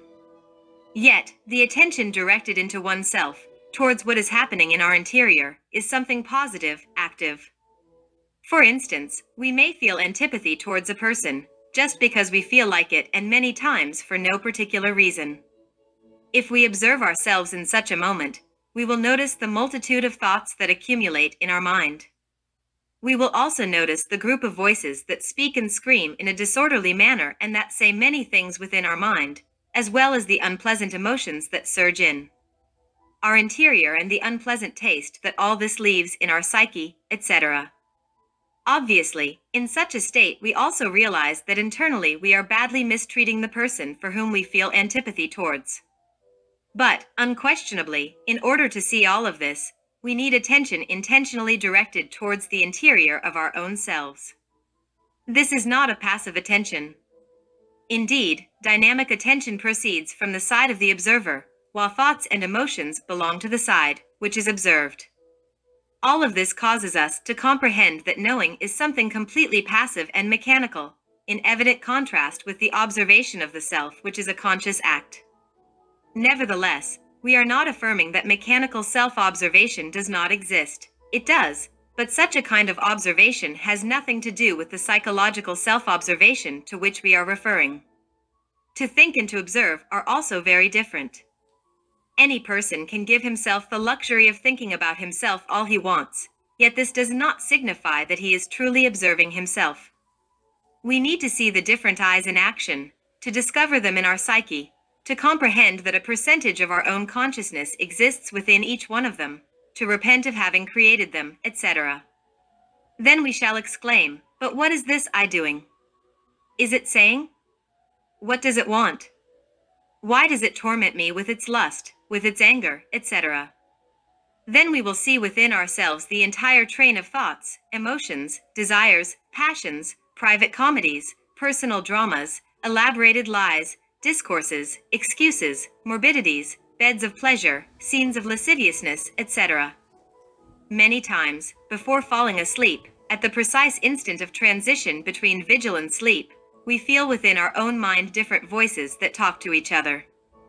Those are the different I that must in such moments break all connection with the different centers of our organic machine, so as to then submerge themselves in the molecular world within the fifth dimension. Chapter 22. Chatter. It is urgent, unavoidable, and non-excludable to observe our internal chatter and its precise place of origin. Unquestionably, many present as well as future disharmonious and unpleasant psychic states have their cause causorum in our erroneous internal chatter. Obviously, all that insubstantial, vain wordiness of ambiguous chattering and all harmful, damaging, and absurd jabber in general, uttered in this external world, has its origin in our wrong internal gibberish. The esoteric exercise of internal silence exists in Gnosis. Our disciples in Third Chamber know of it. It is not irrelevant to state with complete clarity that internal silence must specifically refer to something precise and definite. This internal silence is achieved when the process of thinking is intentionally exhausted during profound inner meditation. Nevertheless, this is not what we want to explain in the present chapter. To empty the mind or to make it blank in order to achieve internal silence is not what we want to explain in these paragraphs either. The practice of internal silence to which we are referring does not mean to impede something from penetrating into the mind either. Indeed, right now we are talking about something very different, a different kind of internal silence. This is not something vague and ordinary. The internal silence that we want to exercise is related with something that is already in our mind, a person, event, our business, or another one's business, what we were told, what such a fellow did, etc., without our interior tongue commenting about these things. Without internal discourse. To learn how to remain silent not only with the exterior tongue, but also with the secret, internal tongue, is something extraordinary and marvelous. Many keep quiet externally, however, with their internal tongue they skin their fellow men alive. The internal, poisonous, and malevolent chatter produces inner confusion. If one observes wrong internal chatter, one then will see that it is made up of half-truths or of truths that are more or less incorrectly related to each other or of things that were added or omitted unto it. Unfortunately, our emotional life is exclusively based on self-sympathy. To top off so much infamy, we only sympathize with ourselves, with our much-beloved ego. Moreover, we feel antipathy and even hatred towards those who do not sympathize with us. We love ourselves too much. We are 100% narcissists, this is irrefutable. Indisputable. As long as we continue bottled up in self-sympathy, any development of the being becomes something more than impossible. We need to learn to see others' points of view. It is urgent to know how to place ourselves in the place of others. Therefore, all things whatsoever ye would that men should do to you, do ye even so to them? Matthew 7:12. What truly counts in these studies is the manner in which human beings behave internally and invisibly with one another. Unfortunately, and even if we were very courteous and even sincere at times, there is no doubt that invisibly and internally we treat each other very badly. People who are apparently very generous drag their fellow men daily into the secret caves of themselves to do with them whatever they please, abuse, mockery, contempt, etc. Chapter 23. The World of Relations. The world of relationships has three very different aspects that we need to clarify in a precise manner. First, we are related with the planetary body, in other words, the physical body. Second, we live on the planet Earth, and by logical consequence, we are related with the exterior world and with our personal matters such as relatives, business, money, office matters, profession, politics, etc. Third, we have the relationship of a person with himself. For the majority of people, this kind of relationship does not have the least importance. Unfortunately, people are only interested in the first two kinds of relationships. They look at the third type with the most absolute indifference. Indeed, nourishment, health, money, and business constitute the principal worries of the intellectual animal mistakenly called the human being. Now then, it is evident that the physical body as well as worldly matters is exterior to ourselves. The planetary body, physical body, is sometimes sick, sometimes healthy, and so on.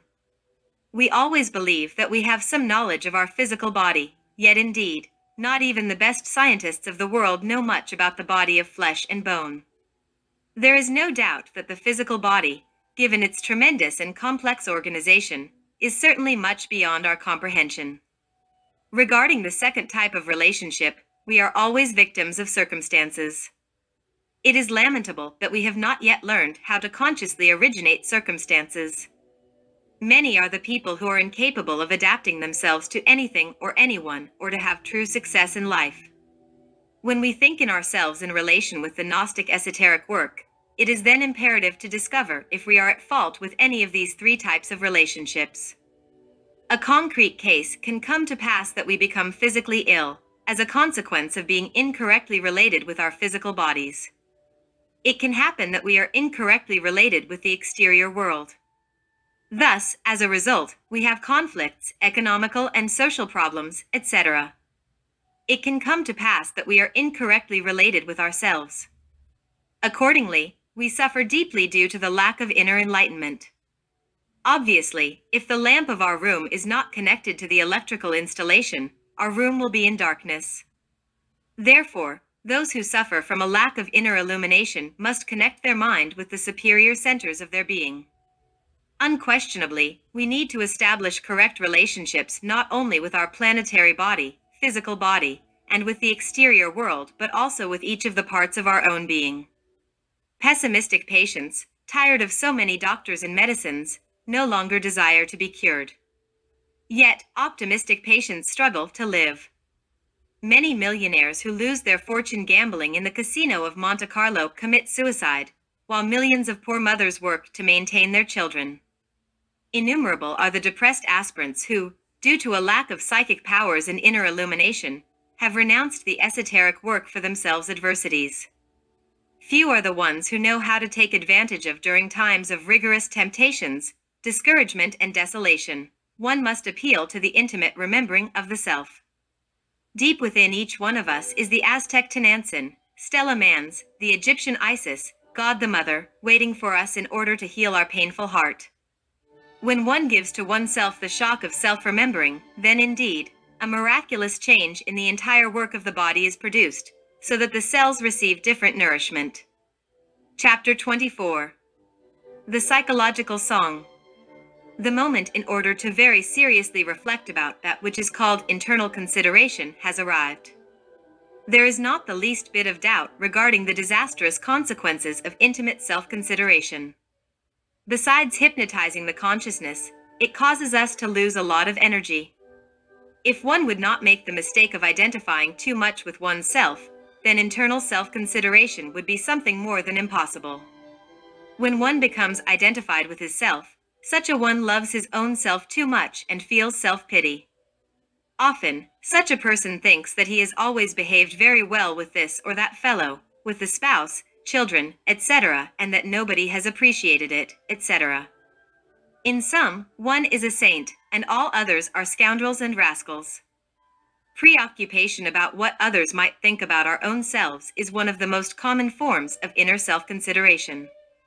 They might suppose that we are not honest, sincere, truthful, courageous, etc.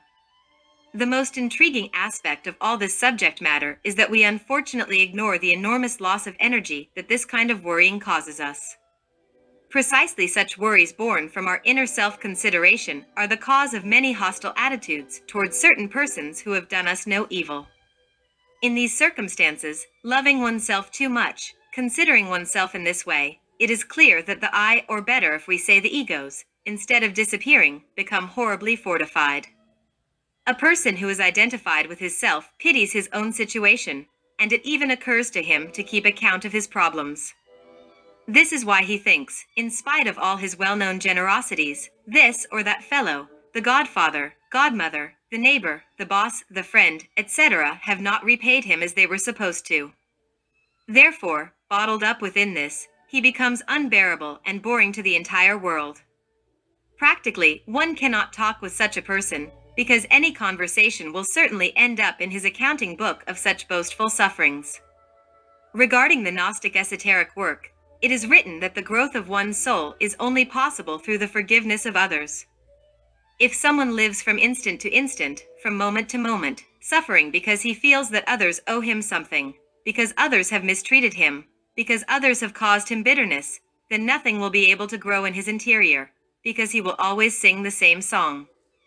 The Lord's Prayer says, "Forgive us our trespasses as we hence." The feeling that people owe us something or the pain we experience is due to the evil deeds which others caused against us, etc., are obstacles for all internal progress of the soul.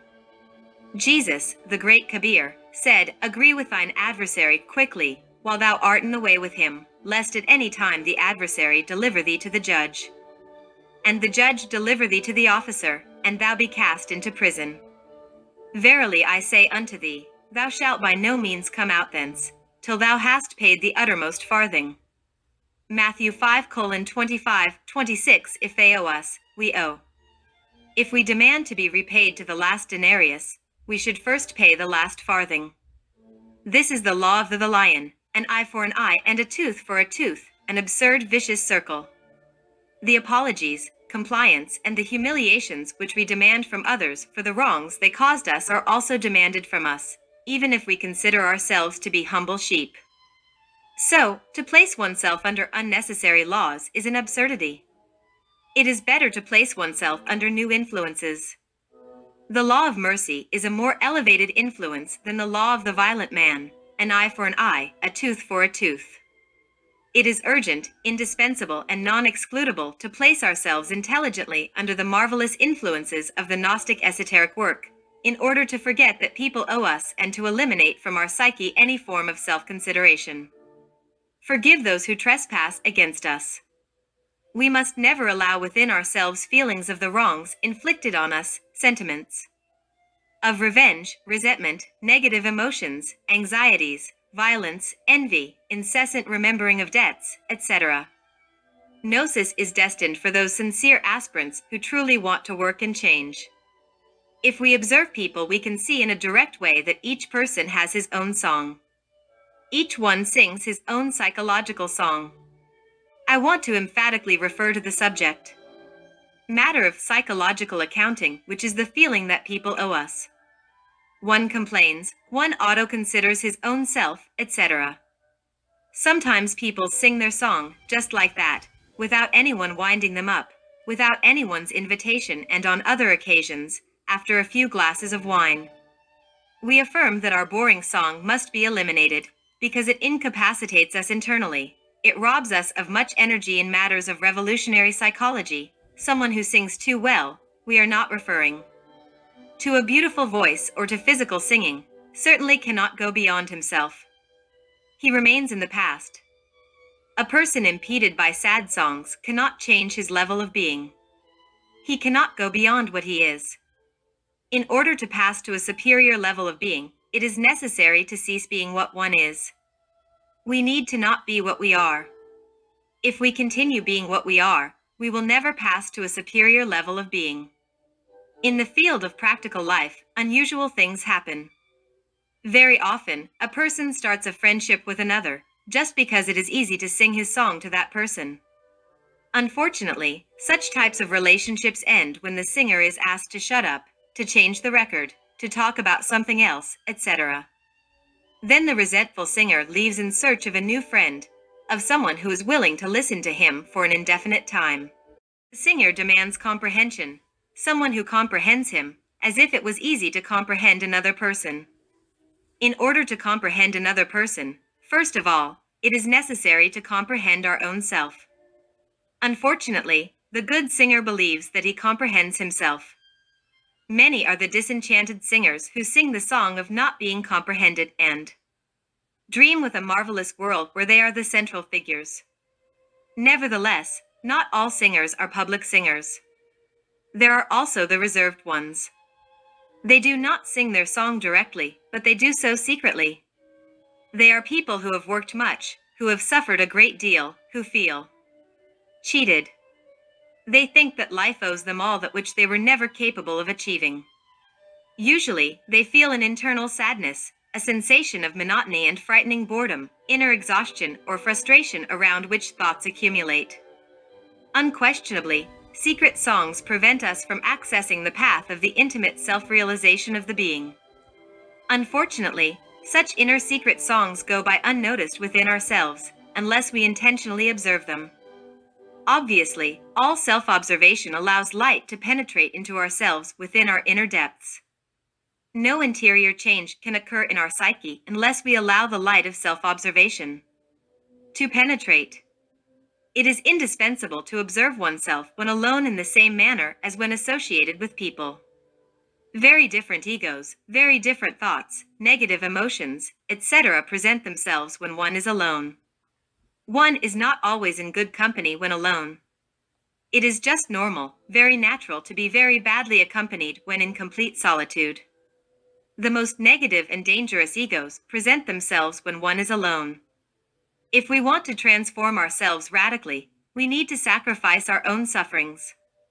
Often, we express our sufferings in articulated or inarticulate songs. Chapter 25. Return and Recurrence. A person is what his life is. Therefore, if he does not modify anything within himself, if he does not radically transform his life, if he does not work on himself, he is miserably wasting his time. Death is the return to the very beginning of one's life with the possibility of repeating it once again. Much has been stated in pseudo-esoteric and pseudo-occultist literature about the subject of successive lives. Yet, it is better to be concerned about successive existences. The life of each one of us, with all its seasons, is always the same. Life repeats itself from existence to existence throughout innumerable centuries.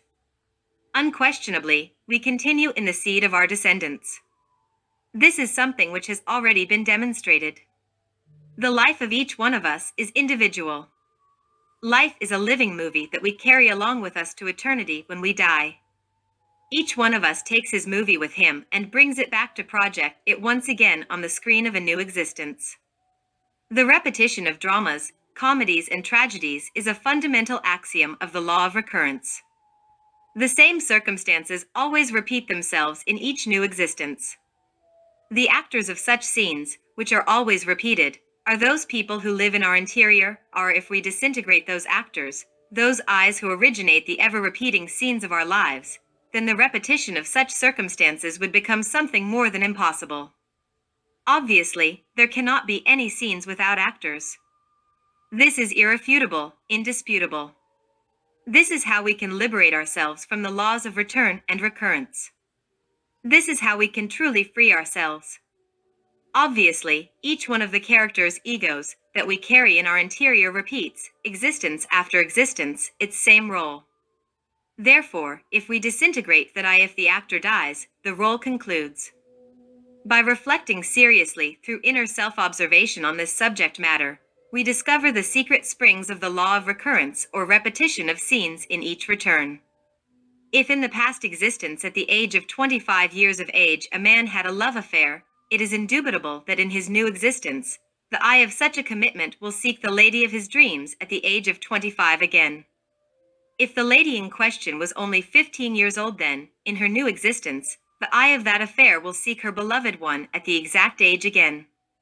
It is easy to comprehend that the two egos, both his and hers, seek each other telepathically and meet once again in order to repeat the same love affair of their former existence. Two enemies who fought to death in a past existence will look for each other again in the new existence to repeat their tragedy at the corresponding age. If two persons had a fight over real estate at the age of 40 years in the past existence, they will find each other telepathically at the same age in order to repeat the same thing. Thus, inside each one of us live many people full of commitments. This is irrefutable. A thief carries within a den of thieves each with different criminal commitments. A murderer carries within himself a club of murderers, and the lustful one carries a whorehouse in his psyche. The critical thing about this subject matter is that the intellect ignores the existence of such people or eyes within oneself and of such commitments that are fatally fulfilled. All those commitments of the eyes which abide within us are happening regardless of our reasoning. These are commitments that we ignore, things that happen to us, events that are processed in the subconsciousness and unconsciousness. This is why we have been rightfully told that everything happens to us just as when it rains and thunders. Indeed, we have the illusion of doing, yet we do nothing. Things happen to us. This is fatal, mechanical. Our personality is merely the instrument of different people egos. Each one of those persons' egos fulfills its commitments through the personality. Many things happen underneath our cognitive capacity. Unfortunately, we ignore what happens underneath our wretched reasoning. We believe that we are wise when, indeed, we do not even know that we do not know. We are miserable logs dragged by the boisterous waves of the sea of existence. To emerge from within this misfortune, from within this unconsciousness, from within such an unfortunate state in which we find ourselves, is only possible by dying within ourselves. How could we awaken without first dying? What is new arrives only with death. If the seed does not die, the plant does not sprout. The one who truly awakens attains, as an outcome, full objectivity of his or her consciousness, authentic enlightenment happiness. Chapter 26. Infants' Self-Cognizance. We have been wisely told that we have 97% of subconsciousness and 3% of consciousness. Plainly and bluntly speaking, we shall state that the 97% of essence that we carry within ourselves is bottled up, stuffed, inserted within each one of the egos which in their conjunction constitute the myself.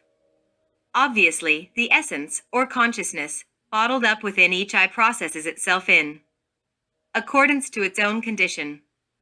A determined percentage of consciousness is liberated when any eye is disintegrated. Hence, the emancipation or liberation of the essence or consciousness without the disintegration of each eye is impossible. The greater the quantity of disintegrated eyes, the greater the degree of self-cognizance. The lesser the quantity of disintegrated egos, the lesser the percentage of awakened consciousness. Therefore, the awakening of consciousness is only possible by dissolving the I, by dying in oneself, here and now. Unquestionably, as long as the essence or consciousness continues bottled up within each one of the I that we carry within our interior, it will always be asleep, in a subconscious state. It is urgent to transform the subconsciousness into consciousness. This is only possible by annihilating the egos, by dying within ourselves. So, it is impossible to awaken without first having died within ourselves. Those who try to awaken first and then die do not possess a real experience of what they affirm. They advance resolutely on the path of error. Newly born children are marvelous. They enjoy total self-cognizance. They are totally awake. The essence or consciousness is re-embodied within the body of the newly born child. This is what gives the baby its beauty. We do not mean to state that 100% of the essence or consciousness is re-embodied within the newly born child. It is only the 3% of free consciousness that normally is not bottled up within the eyes nevertheless, that free percentage of essence, re-embodied within the organisms of newly born babies, gives them full self-cognizance, lucidity, etc. Adults look at the newborn with a type of pity.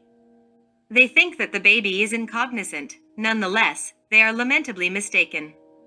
The newborn looks at the adults exactly as they actually are, unconscious, cruel, perverse, etc. The eye of the newborn come and go. They circle around the cradle and wish to enter into the new body. However, because the newborn child has not yet built a personality, all attempts by the eyes to enter the new body are more than impossible. Sometimes, babies are frightened when they see those phantoms or eyes that approach their crib, and then they cry, scream. Yet, adults do not understand and assume that the child is ill or is hungry or thirsty, such is the unconsciousness of adults. As the new personality forms, the eyes that come from previous existences penetrate the new body little by little. When the totality of the eye have entered into the new body, then we appear in the world with that horrible ugliness that characterizes all of us. We then wander like somnambulists everywhere, always unconscious, always perverse. When we die, 3 things go to the sepulchre. 1. The physical body. 2. The vital organic body. 3. The personality. The vital organic body floats like a phantom in front of the grave and disintegrates little by little, as the physical body also disintegrates. The personality is subconscious or infraconscious. The personality enters and leaves the sepulchre whenever it wants. The personality rejoices when mourners bring flowers. It loves its relatives and dissolves very slowly until it becomes cosmic dust. That which continues beyond the sepulchre is the ego, the pluralized I, the myself, a bunch of devils, in which the essence, the consciousness, is bottled up. The ego, in its due time, returns and reincorporates. It is lamentable that they also re-embody when the new personality of the child is built. Chapter 27. The Publican and the Pharisee. When reflecting a little about the diverse circumstances of life, it is worthwhile to seriously comprehend the foundations we depend upon. One person depends upon his position, another on money, a different one on his prestige. That other person on his past, someone else on this or that particular academic degree, etc. The most curious thing about this matter is that all of us, whether rich or poor, need everybody else and live off everybody else, even if we are filled with pride and vanity. Let us think for a moment on what could be taken away from us. What would our fate be in a revolution of blood and liquor? What would be left of the foundations that we depend upon? Woe to us! We believe ourselves to be very strong, yet we are horribly weak. The I that in itself feels to be the foundation that we depend upon must be dissolved if indeed we wish for authentic bliss. Such an I underestimates people, feels he is better than the whole world, more perfect in everything, wealthier, more intelligent, more experienced in life, etc.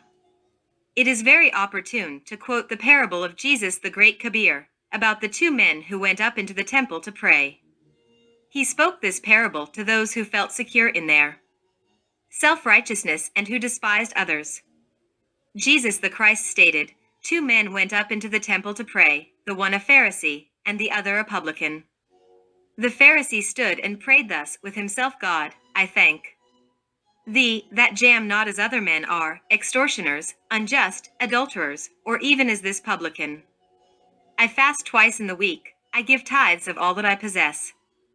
And the publican standing afar off would not ell up so much as his eyes unto heaven, but smote upon his breast, saying, God be merciful to me, a sinner.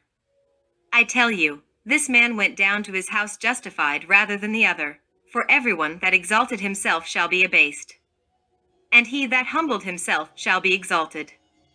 Luke 18 verses 10 to 14.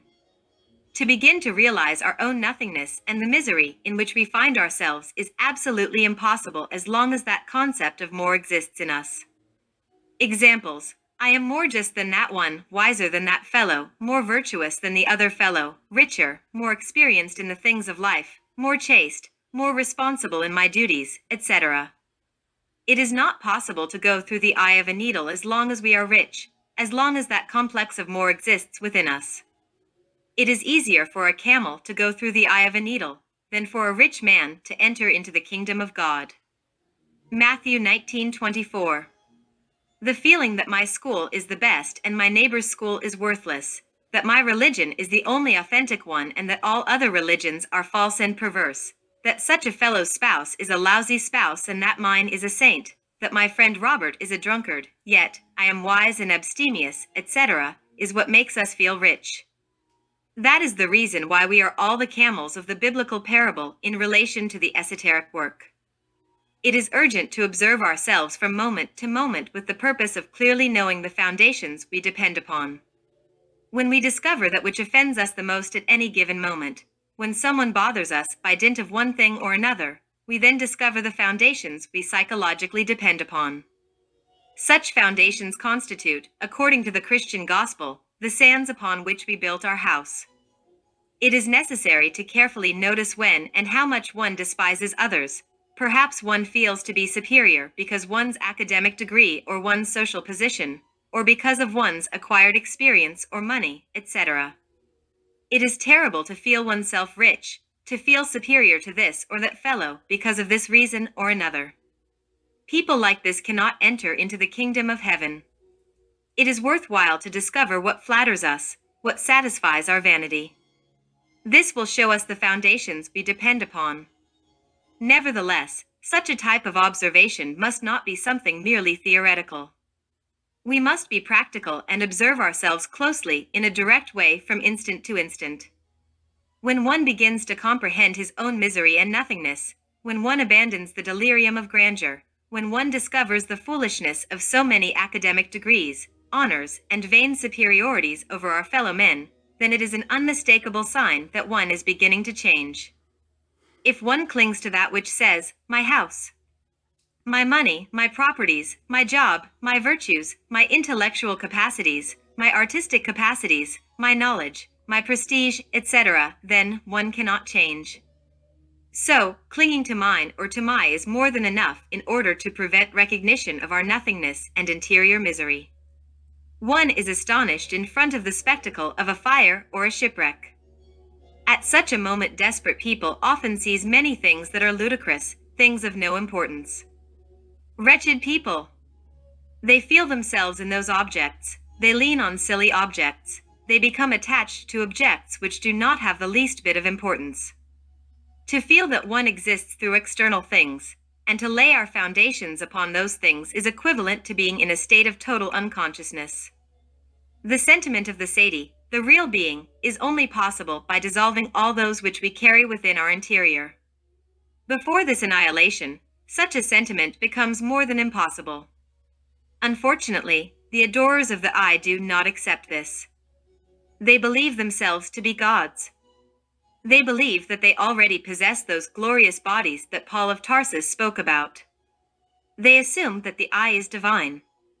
Nobody can erase one does not know what to do with such people. The doctrine is explained to them, yet they do not understand it. They always hold fast to the sands upon which they built their house. They are always engrossed within their dogmas, within their whims, within their foolishness. If those people were to observe themselves seriously, they would then verify by themselves the doctrine of the many. They would discover within themselves all the multiplicity of persons or egos which live within our interior. How can the real feeling of our true being be experienced within ourselves, when instead, those egos are feeling for us and thinking for us? The most critical part of all this tragedy is that we think that we are thinking that we feel that we are feeling, when, indeed, it is someone else who in a given moment thinks through our tormented mind and feels through our afflicted heart. Oh, how wretched we are! How many times do we believe we are loving, when what is happening is that another person filled with lust is utilizing the heart center? How wretched we are! We confuse animal passion for love. Nevertheless, it is someone else within ourselves, within our personality, who goes through these confusions. All of us think that we will never pronounce those words of the Pharisee in the biblical parable, God, I thank thee that I am not as other men are, etc. Nevertheless, and even if this might appear incredible, this is the way we behave daily. The butcher in the market says those absurdities from their minds. I am not like the rest of the butchers that sell bad quality meat and exploit people. The vendor of textiles in the store exclaims, I am not like the rest of the merchants that know how to steal when measuring and who have grown rich. The milk vendor affirms, I am not like the rest of the milk vendors that put water in their milk. I like to be honest. The mistress of the house comments to her visitor the following, I am not like such a lady who flirts with other men. I am, thanks to God, a decent person, since I am faithful to my husband. Conclusion, others are scoundrels, unjust, adulterers, thieves and perverse persons, yet each one of us is a humble lamb, a saint with a golden halo, who is worthy to be shown as a golden masterpiece inside any temple. How foolish we are! We often think that we never do all the foolishness and perversities that we see others do. This is why we arrive at the conclusion that we are magnificent persons. Unfortunately, we do not see the foolishness and wretched things we do. Unusual moments exist in life when our mind rests without worries of any kind, when the mind is calm, when the mind is in silence. Then, the new arrives. Chapter 28. Willpower. The great work is, first of all, the creation of the true human being by dint of our will, based on conscious labors and voluntary sufferings. The great work is the inner conquest of oneself, of our true liberty in God. Therefore, if in reality we want the perfect emancipation of our willpower, we need, with a maximum and unavoidable urgency, to disintegrate all those eyes that live in our interior. Nicholas Flamel and Raymond Lully were both meager men, yet they liberated their will and accomplished innumerable psychological prodigies that caused astonishment. Agrippa never progressed past the first part of the great work. He lamentably died while struggling in the disintegration of his egos with the objective of possessing himself and establishing his independence. The perfect emancipation of willpower assures the sage absolute dominion over fire, air, water, and earth. The assertion of our former paragraphs, in relation with the sovereign might of the emancipated willpower, may seem exaggerated to many students of contemporary psychology. Nonetheless, the Bible narrates wonders about Moses. According to Philo, Moses was an initiate in the lands of the pharaohs on the banks of the river Nile.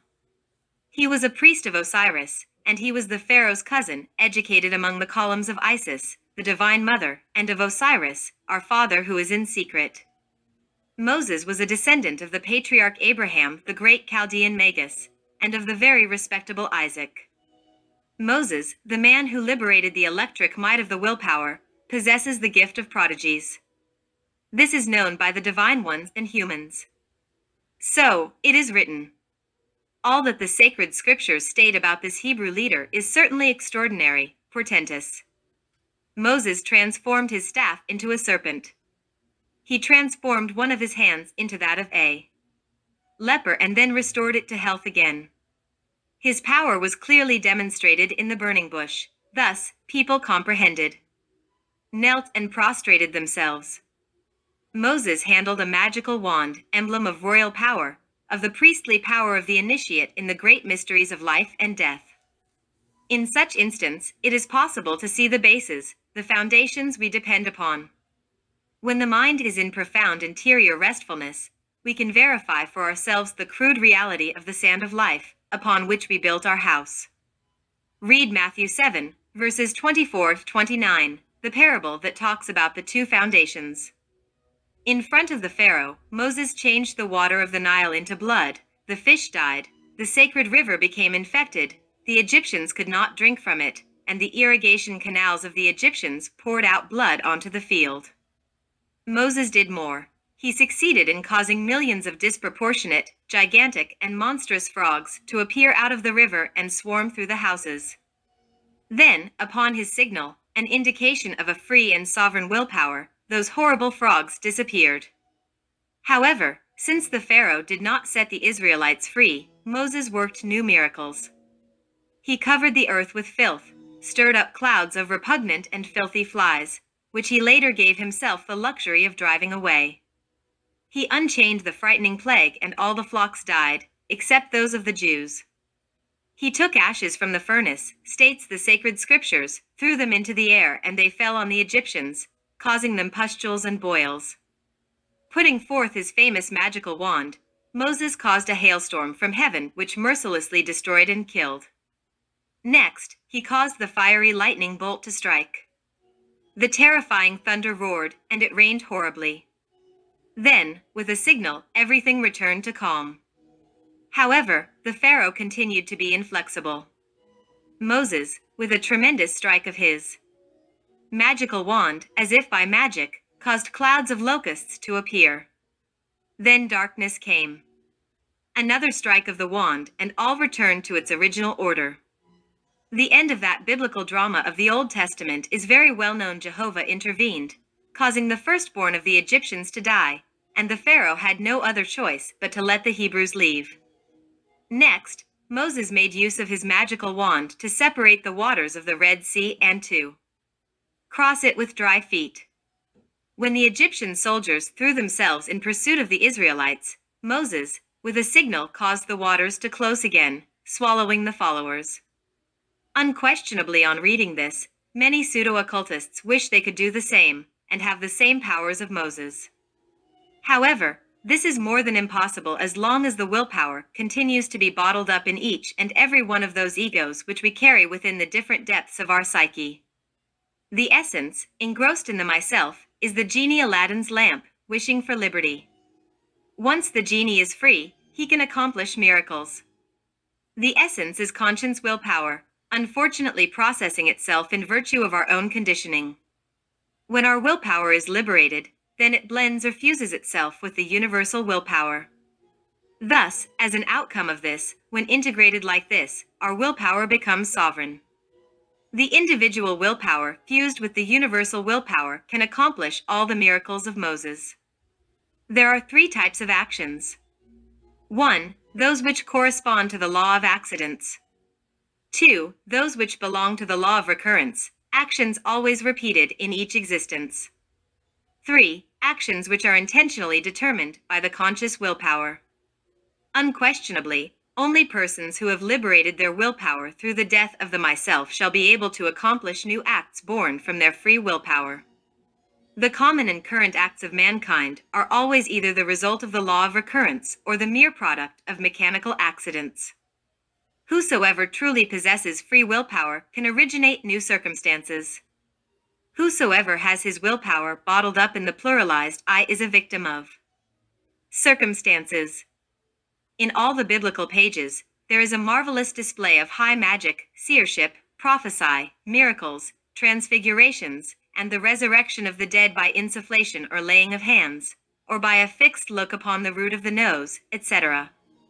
Abounding in the Bible is massage, holy oil, magnetic passes, the application of a little saliva on the sick part of the body, reading another person's thoughts, transportations, apparitions, words coming from heaven, etc., true marvels of the liberated, emancipated, and sovereign conscious willpower. Witches? Sorcerers? Black magicians? They are found everywhere like wild weed.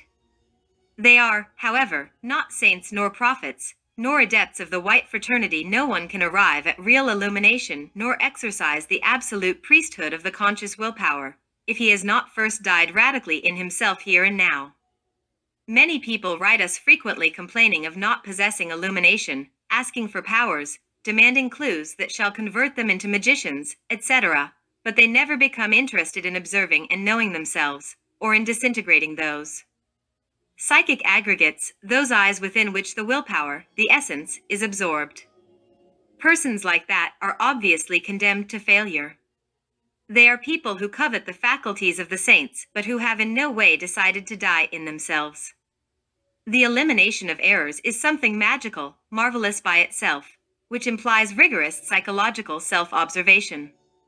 The exercise of powers is possible when the marvelous power of the will is radically liberated.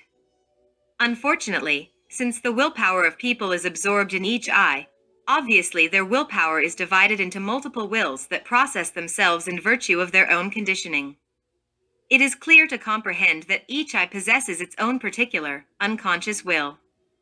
The innumerable wills engrossed in the egos frequently clash with each other, making them impotent, weak, miserable, victims of circumstances, incapable, due to that reason.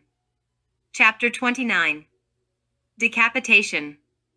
As one works on oneself, one comprehends more and more the necessity of radically eliminating from one's inner nature all that which makes us so abominable. The worst circumstances of life, the most critical situations, and the most difficult deeds are always marvelous for intimate self-discovery. The most secret egos always surface in those unsuspected, critical moments, and when we least expect them. Unquestionably, if we are alert, we discover ourselves. The most tranquil moments of life are precisely the least favorable for the work upon oneself. Moments in life exist which are too complicated. In those moments, we have the marked tendency of identify easily with the events and completely forgetting about ourselves. In those instances, we do foolish things which lead nowhere. If, in those moments, we are alert, if instead of losing our minds we remember our own selves, we then would discover with astonishment certain egos whose possibility of existence we never suspected in the least. The sense of intimate self-observation is atrophied in every human being. Yet, such a sense will develop in a progressive manner by working seriously, by observing oneself, from moment to moment. Thus, as the sense of self-observation gradually develops through its continuous use, we shall become more capable each time of directly perceiving those whose existence we previously never had the least bit of data about. Indeed, while in the sight of the sense of inner self-observation, each of those eyes which inhabit our interior assume this or that figure.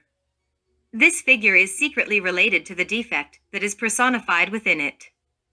Undoubtedly, the image of each of those egos have a certain unmistakable psychological flavor. We, through this image, instinctively apprehend, capture, trap its inner nature and the defect which characterizes it.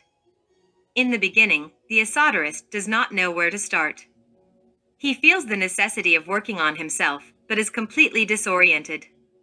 Yet, if we take advantage of the critical moments, of the more unpleasant situations, the most adverse instances, we shall then discover, if we are alert, our outstanding defects, the egos that we must urgently disintegrate.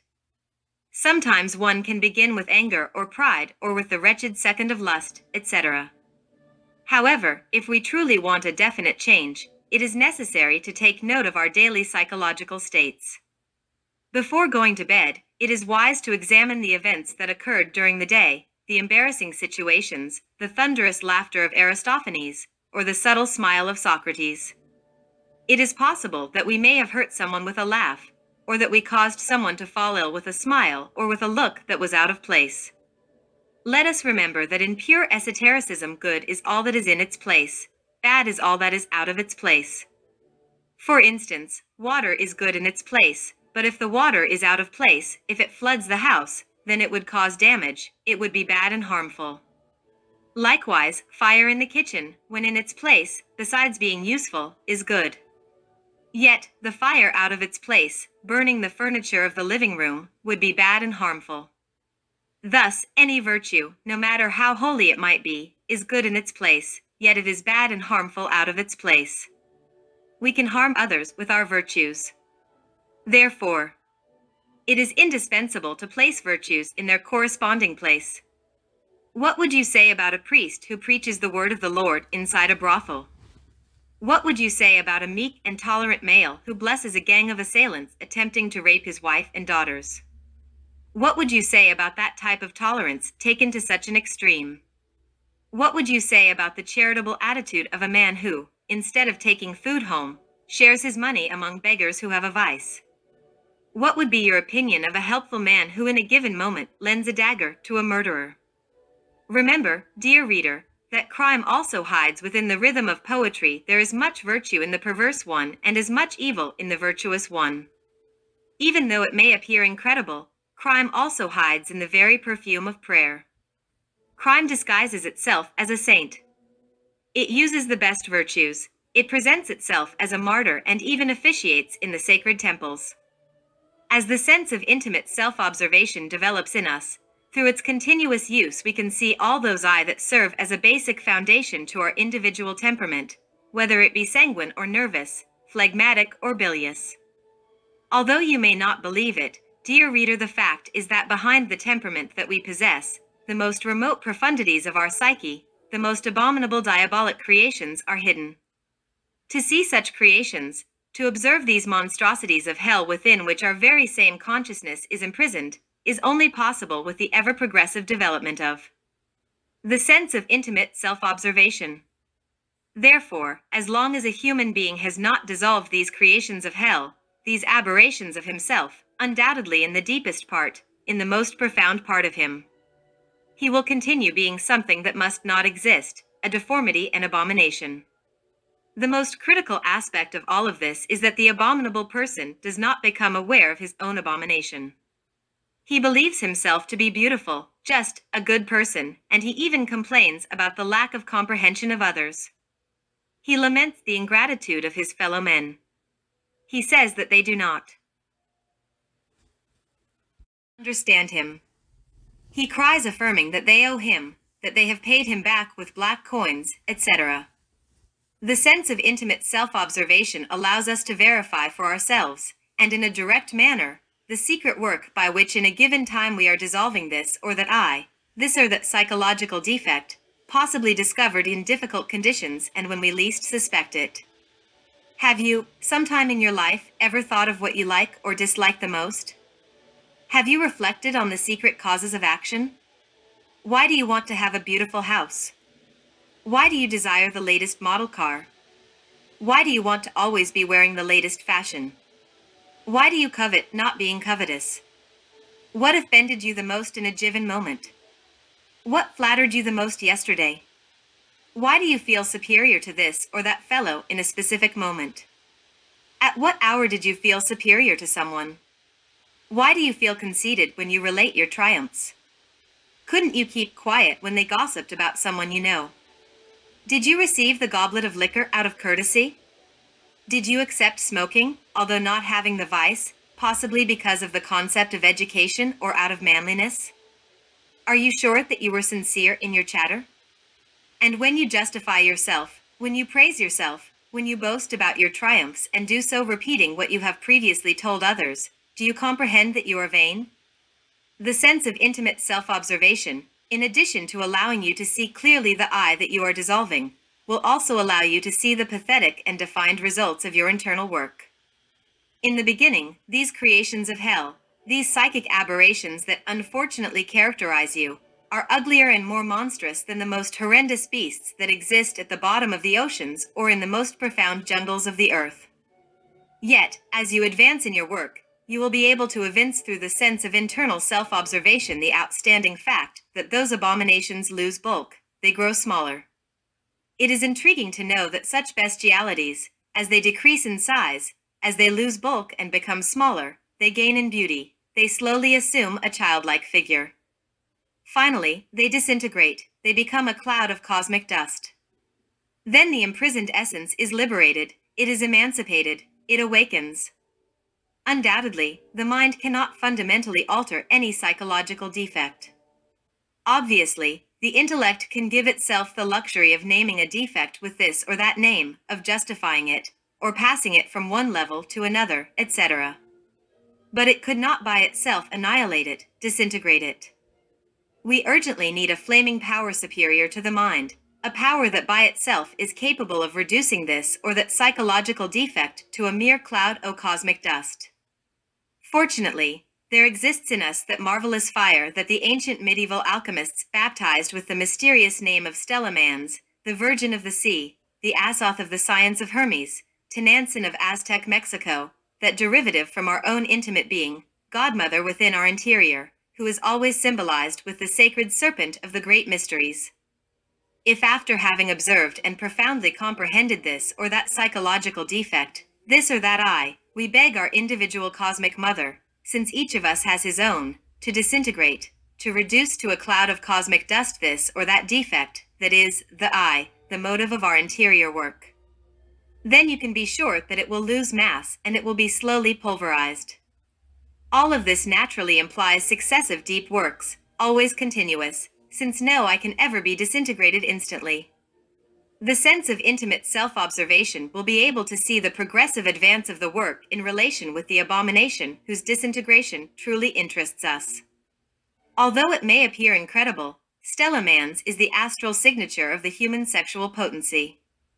Obviously, Stella Mans has the effective power to disintegrate the aberrations that we carry in our psychological interior. The decapitation of John the Baptist is something that invites us to reflect. No radical psychological change is possible if we do not first pass through decapitation. Our own derivative being, Tenansen, Stella Mans, as an electric power, is unknown to the entire humanity. Yet, she abides latent in the depth of our psyche. Ostensibly, she enjoys the power that permits her to decapitate any eye before its final disintegration. Stella Maris is that philosophical fire that is found latent in all organic and inorganic matter. Psychological impulses can provoke the intensive action of such a fire, and then decapitation is made possible. Some egos are usually decapitated at the beginning of the psychological work, others in the middle, and the last ones at the end. Stella Maris, as a sexual igneous power, has full consciousness of the work that must be performed. She performs the decapitation at the opportune moment, at the appropriate instant. As long as the disintegration of all these psychological abominations, of all this lasciviousness, of all these curses, robbery, envy, secret or manifest adultery, ambition for money or psychic powers, etc., has not been produced, even when we think ourselves honorable persons, true to our word, sincere, courteous, charitable, beautiful in our interior, etc., obviously, we are nothing more than whitened sepulchres, beautiful from outside, yet full of disgusting filthiness inside. Erudition is good for nothing. The pseudo-wisdom of the complete information on the sacred writings, whether these be from the east or the west, from the north or the south, the pseudo-occultism, the pseudo-esotericism, and the absolute certainty that one is well informed, the intransigent sectarianism with complete convincing, etc. This is because, indeed, at the bottom exists what we ignore, which is, creations of hell, curses, monstrosities that hide behind the pretty face, behind the venerable countenance, underneath the most holy garb of the sacred leader, etc. We have to be sincere with ourselves and ask ourselves what we want. If we have come to the Gnostic teaching out of mere curiosity, if in reality what we desire is not to pass through decapitation, then we are fooling ourselves. We are defending our own filthiness. We are proceeding hypocritically. Many sincerely mistaken ones who truly want to self-realize exist in the most venerable schools of esoteric wisdom and of occultism, yet they are not dedicated to the numerous are these people who assume that through good intentions it is possible to attain sanctity. Obviously, as long as one does not work intensely on those ego that we carry within our interior, they will continue to exist beneath the depth of our godly appearance and our upright conduct. The time has come for us to know that we are perverse ones disguised with the robe of sanctity, wolves in sheepskin, cannibals dressed in gentlemen's clothing, executioners hidden behind the sacred sign of the cross, etc.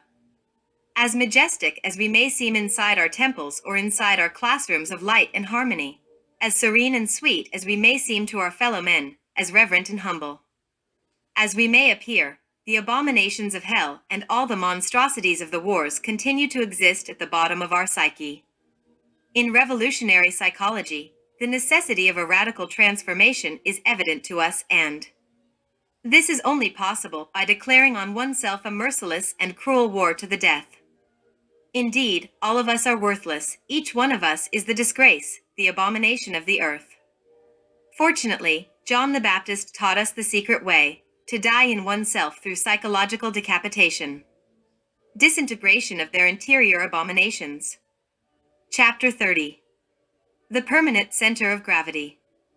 It is impossible to have continuity of purpose without a true individuality. Therefore, if the psychological individual does not exist, if many persons live within each one of us, if there is no responsible person within, it would be an absurdity to demand continuity of purpose from someone. We know well that many persons live within a person. Hence, the full sense of responsibility does not really exist in us. We cannot take seriously what any particular I affirms at any given moment because of the concrete fact that any other I can affirm exactly the opposite at any other moment. What is critical of all this subject matter is that many people believe that they possess a sense of moral responsibility, yet they deceive themselves when affirming that they are always the same. People exist who at some moment of their existence come to the Gnostic studies. They glow through the force of their enthusiasm. They become devoted to the esoteric work and even swear to consecrate the whole of their existence to these matters. Unquestionably, all the brethren of our movement even admire such an enthusiastic one. One cannot but feel great happiness in listening to these kinds of people, so devoted and definitely sincere. However, the idyll does not last very long. Any given day, due to this or that reason, just or unjust, simple or complex, the person withdraws from gnosis and abandons the work. Thus, in order to right the wrong, or in trying to justify himself, he joins any other mystical organization and thinks that he is then doing better. All this coming and going, all this incessant change of schools, sects, religions, is due to the multiplicity of I that struggle amongst themselves for their win supremacy within our interior. This constant fluttering around among organizations, from idea to idea, this change of opinions is but normal, since every I possesses its own criteria, its own mind, its own ideas. Therefore, such a person in himself is nothing more than a machine who just easily serves as a vehicle to one I or another. Some mystical egos deceive themselves after having abandoned this sect or the other. They decide to believe themselves to be gods. Thus, they shine like fatuous lights and finally disappear. There exist people who show themselves for a moment to the esoteric work, then, all of a sudden, another I intervenes. Thus, they definitely abandon these studies and allow themselves to be swallowed by life. Obviously, if one does not struggle against life, then one is devoured by life. Very rare are the aspirants who truly do not allow themselves to be swallowed up by life. The permanent center of gravity cannot exist within us as long as a whole multiplicity of egos exist inside of us. It is normal that not all people achieve intimate self-realization. We know very well that the intimate self-realization of our being demands continuity of purpose. Therefore, it is not strange that only very few people can attain the profound inner self-realization, since it is very difficult to find someone with a permanent center of gravity. What is normal in this subject matter is for someone to become enthusiastic for the esoteric work and then to abandon it. What is strange is for someone to not abandon the work and to reach the goal. Indeed, in the name of the truth, we affirm that the sun is conducting a very complex and terribly difficult laboratory experiment. Germs exist within the intellectual animal, mistakenly called human being, that when conveniently developed can convert us into solar humans. Nonetheless, it is not irrelevant to clarify that the development of these germs cannot be taken for granted. What is normal is for these germs to degenerate and become lamentably lost. In any event, the above-mentioned germs, which can convert us into solar humans, need an adequate environment. It is well known that the seed in a sterile environment does not germinate, it is lost. Continuity of purpose and a normal physical body are necessary in order for the real seed of the human being, deposited in our sexual glands, to be able to germinate. Yet, if the scientists continue experimenting with the glands of internal secretion, then any possibility of development for these aforementioned germs can be lost. Although it may seem incredible, the ants already passed through a similar process in a remote, archaic past of our planet Earth. One is filled with wonder when contemplating the perfection of the nests of ants. There is no doubt that the order established in any ant's nest is overwhelming. The initiates who have awakened their consciousness know through direct mystical experience that in ages which the most famous historians of the world do not even remotely suspect, the ants were a human race who created a very powerful socialist civilization. At that time, the dictators of such a race eliminated the diverse religious sects and free will, for all of these things undermined power away from them. They needed to be totalitarian in the most complete sense of the word. So, in these conditions, after having eliminated individual initiative and religious rights, these intellectual animals precipitated themselves downwards into the path of devolution and degeneration. Moreover, they added to the aforementioned scientific experiments, transplant of organs, glands, hormonal tests, etc., whose outcome was the gradual diminishing in size and the morphological alteration of their human organisms until finally, through the ages, they became the ants that we now know. Thus, their entire civilization, all those movements related with their established social order, became mechanical and were inherited from parents to children.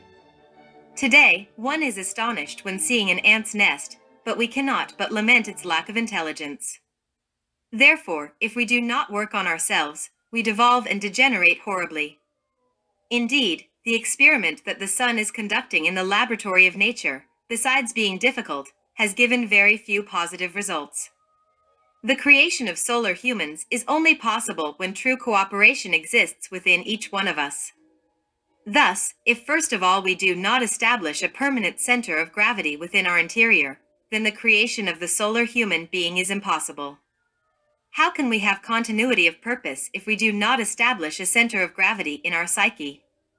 Certainly, any race created by the sun has no other objective in nature but to serve the interests of this creation and the solar experiment.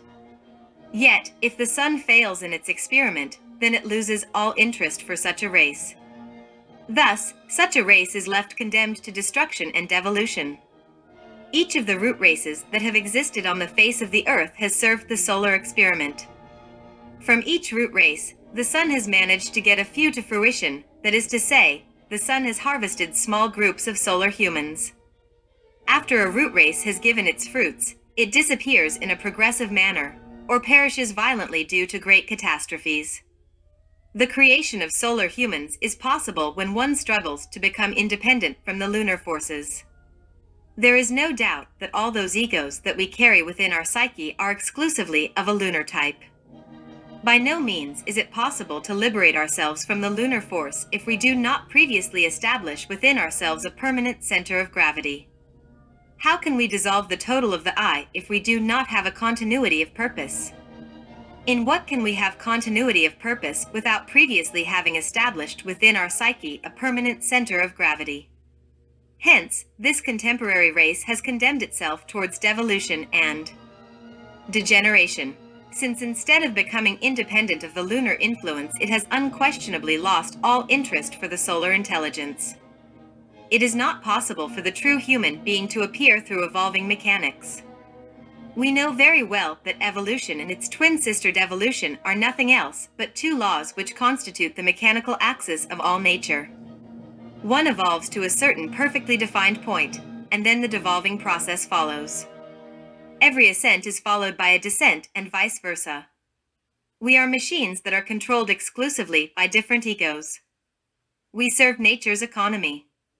We do not have a defined individuality, as is erroneously supposed by many pseudo-esoterists and pseudo-occultists. We need to change with maximum urgency so that the germs of the human being will give its fruits. We can become solar humans only by working on ourselves with true continuity of purpose and a complete sense of moral responsibility. This implies the total consecration of our existence to the esoteric work on ourselves. Those who hope to reach the solar state through the mechanics of evolution fool themselves and condemn themselves, in fact, to a devolving degeneration. In the esoteric work, we cannot afford the luxury of versatility. Those who have fickle ideas, those who work on their psyche today and let themselves be swallowed by life tomorrow, those who seek subterfuges and justifications in order to abandon the esoteric work will degenerate and devolve. Some postpone the error, leave everything for tomorrow while they improve their economic situation, without taking into consideration that the solar experiment is something very different from their personal criteria and their aforementioned projects. It is not so easy to become a solar human when we carry the moon in our interior. The ego is lunar. The earth has two moons. The second one is named Lilith and is a little farther away than the white moon. Astronomers often see Lilith like a lentil, since it is very small in size. It is the black moon. The most disastrous forces of the ego come to the earth from Lilith and produce infrahuman and bestial psychological results. The crimes mentioned in the news, the most monstrous murders in history, the most unsuspected crimes, etc., are due to the vibratory waves of Lilith. These two lunar influences, 8 represented within the human being through the ego that we carry in our interior, and which makes of us true failures. Therefore, if we do not see the urgency of surrendering our total existence to the work on ourselves with the purpose of liberating ourselves from the double lunar force, then we shall end up swallowed up by the moon, devolving, degenerating more and more into certain state which we could very well classify as unconscious and infraconscious. The sad part of all this is that we do not possess true individuality. If we had a permanent center of gravity, we would then truly work seriously in order to achieve the solar state. There are so many excuses in these matters, so many evasions, so many fascinating attractions, that it usually becomes almost impossible to comprehend the urgency of the esoteric work. Nevertheless, the small amount that we have in free will and the Gnostic teaching oriented towards practical work can serve as a basis for our noble intentions in relation to the solar experiment. What we are stating here is not understandable by the fickle mind. The fickle mind reads this chapter and then forgets it. It reads another book, then another. To that end, our fickle mind tends to end up joining any institution which sells us a passport to heaven, that talks to us in a more optimistic manner, that assures us of comforts in the beyond. This is how people are mere marionettes controlled by invisible strings, mechanical dolls, with fickle ideas and without continuity of purpose. Chapter 31. The Gnostic Esoteric Work. It is urgent to study Gnosis and to utilize the practical ideas which we give in this book in order to work seriously on ourselves. Nonetheless, we cannot work on ourselves with the intention of dissolving this or that I without having previously observed it. The observation of oneself permits a ray of light to penetrate within our interior. Each eye manifests itself one way through the head, another way through the heart, and in another way through the sexual center. We need to observe the eye which we have captured at a given moment. It is urgent to see it in each of these 3 centers of our organism. If we are alert and vigilant, like a watchman in time of war, while relating with other people, we can then discover ourselves. Do you recall at what time your vanity was hurt by someone? Your pride? What was it that upset you the most during the day? Why did you have that vexation? What was its secret cause? Study this, observe your head, heart, and sexual center. Practical life is a marvelous school. So, through interaction with others is how we can discover those egos that we carry within our interior. Any annoyance, any incident can lead us through inner self-observation to the discovery of any I, whether it be of self-esteem, envy, jealousy, anger, covetousness, suspicion, calumny, lust, etc. We need to know ourselves before being capable of knowing others. It is urgent to learn to see others' point of view. If we place ourselves in the place of others, we discover that the psychological defects that we attribute to others exist in abundance within our interior. To love our neighbor is indispensable. However, in the esoteric work, if one does not firstly learn how to place his own self in the position of another person, such a one cannot love others. Cruelty will continue existing on the face of the earth as long as we have not learned to put ourselves in the place of others. But, if one does not have the courage of seeing himself, then how can one put himself in the place of others? Why should we only see the bad side of people? The mechanical antipathy towards another person that we meet for the first time indicates that we do not know how to put ourselves in the place of our fellow men. This indicates that we do not love our fellow men, that we have our consciousness extremely asleep. Do we feel antipathy towards a certain person? Why? Perhaps he drinks? Let us observe him. Are we certain of our virtue? Are we certain of not carrying the eye of drunkenness within our interior? When we see a drunkard doing all kinds of stupidities, it would be best if we said to ourselves, "This is me, what tomfoolery am I doing?" Are you an honest and virtuous woman, and because of that you do not like a certain woman? Do you feel antipathy towards her? Why? Do you feel sure of yourself? Do you believe that you do not have the eye of lust within your interior? Do you think that this woman, discredited by her scandals and lasciviousness, is perverse? Are you sure that the lasciviousness and perversity that you see in that woman does not exist within your interior? It would be better to observe yourself intimately, and while in profound meditation you may occupy the place of that woman you despise. If, indeed, we yearn for a radical change, then it is urgent to value the Gnostic esoteric work. It is indispensable to comprehend and appreciate it. It is indispensable to know how to love our fellow men, to study Gnosis, and to take these teachings to all people. Otherwise, we will fall into egotism. If one dedicates himself to the esoteric work on oneself, but does not give these teachings to others, his inner progress becomes then very difficult due to lack of love for our fellow men. For whosoever gives to him shall be given, and the more he gives, the more he shall receive, but whosoever gives not, from him shall be taken away even what he has. This is the law. Chapter 32.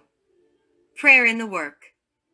Observation, judgment, and execution are the three basic factors of dissolution. First, one observes oneself. Second, judgment is passed. Third, execution takes place. In war, spies are first observed. Secondly, they are judged. Thirdly, they are shot. Self-discovery and self-revelation exist in our interrelationships. Therefore, whosoever renounces living together with his fellow men also renounces self-discovery. Any incident in life, regardless of how insignificant it may seem, undoubtedly has as its cause an intimate actor within us, a psychic aggregate, an I. Self-discovery is possible when we are in a state of alert perception, alert novelty. Any I discovered flagrantly must be carefully observed in our mind, heart, and sexual center. Any I of lust could manifest itself in the heart as love and in the mind as an ideal. Yet, as we pay attention to the sexual center, we may feel a certain morbid, unmistakable excitement. The judgment of any I must be definitive. We need to sit it down on the bench of the accused and judge it mercilessly. Evasion, justification, and consideration must be eliminated if in reality we want to be conscious of the I that we struggle to extirpate from our psyche. Execution is different. It would not be possible to execute any I without previously observing it and judging it. Prayer in the psychological work is fundamental for the dissolution of the I. We need a power superior to the mind if indeed we want to disintegrate this, or that I, the mind by itself, can never disintegrate any I. This is indisputable and irrefutable. To pray is to talk with God.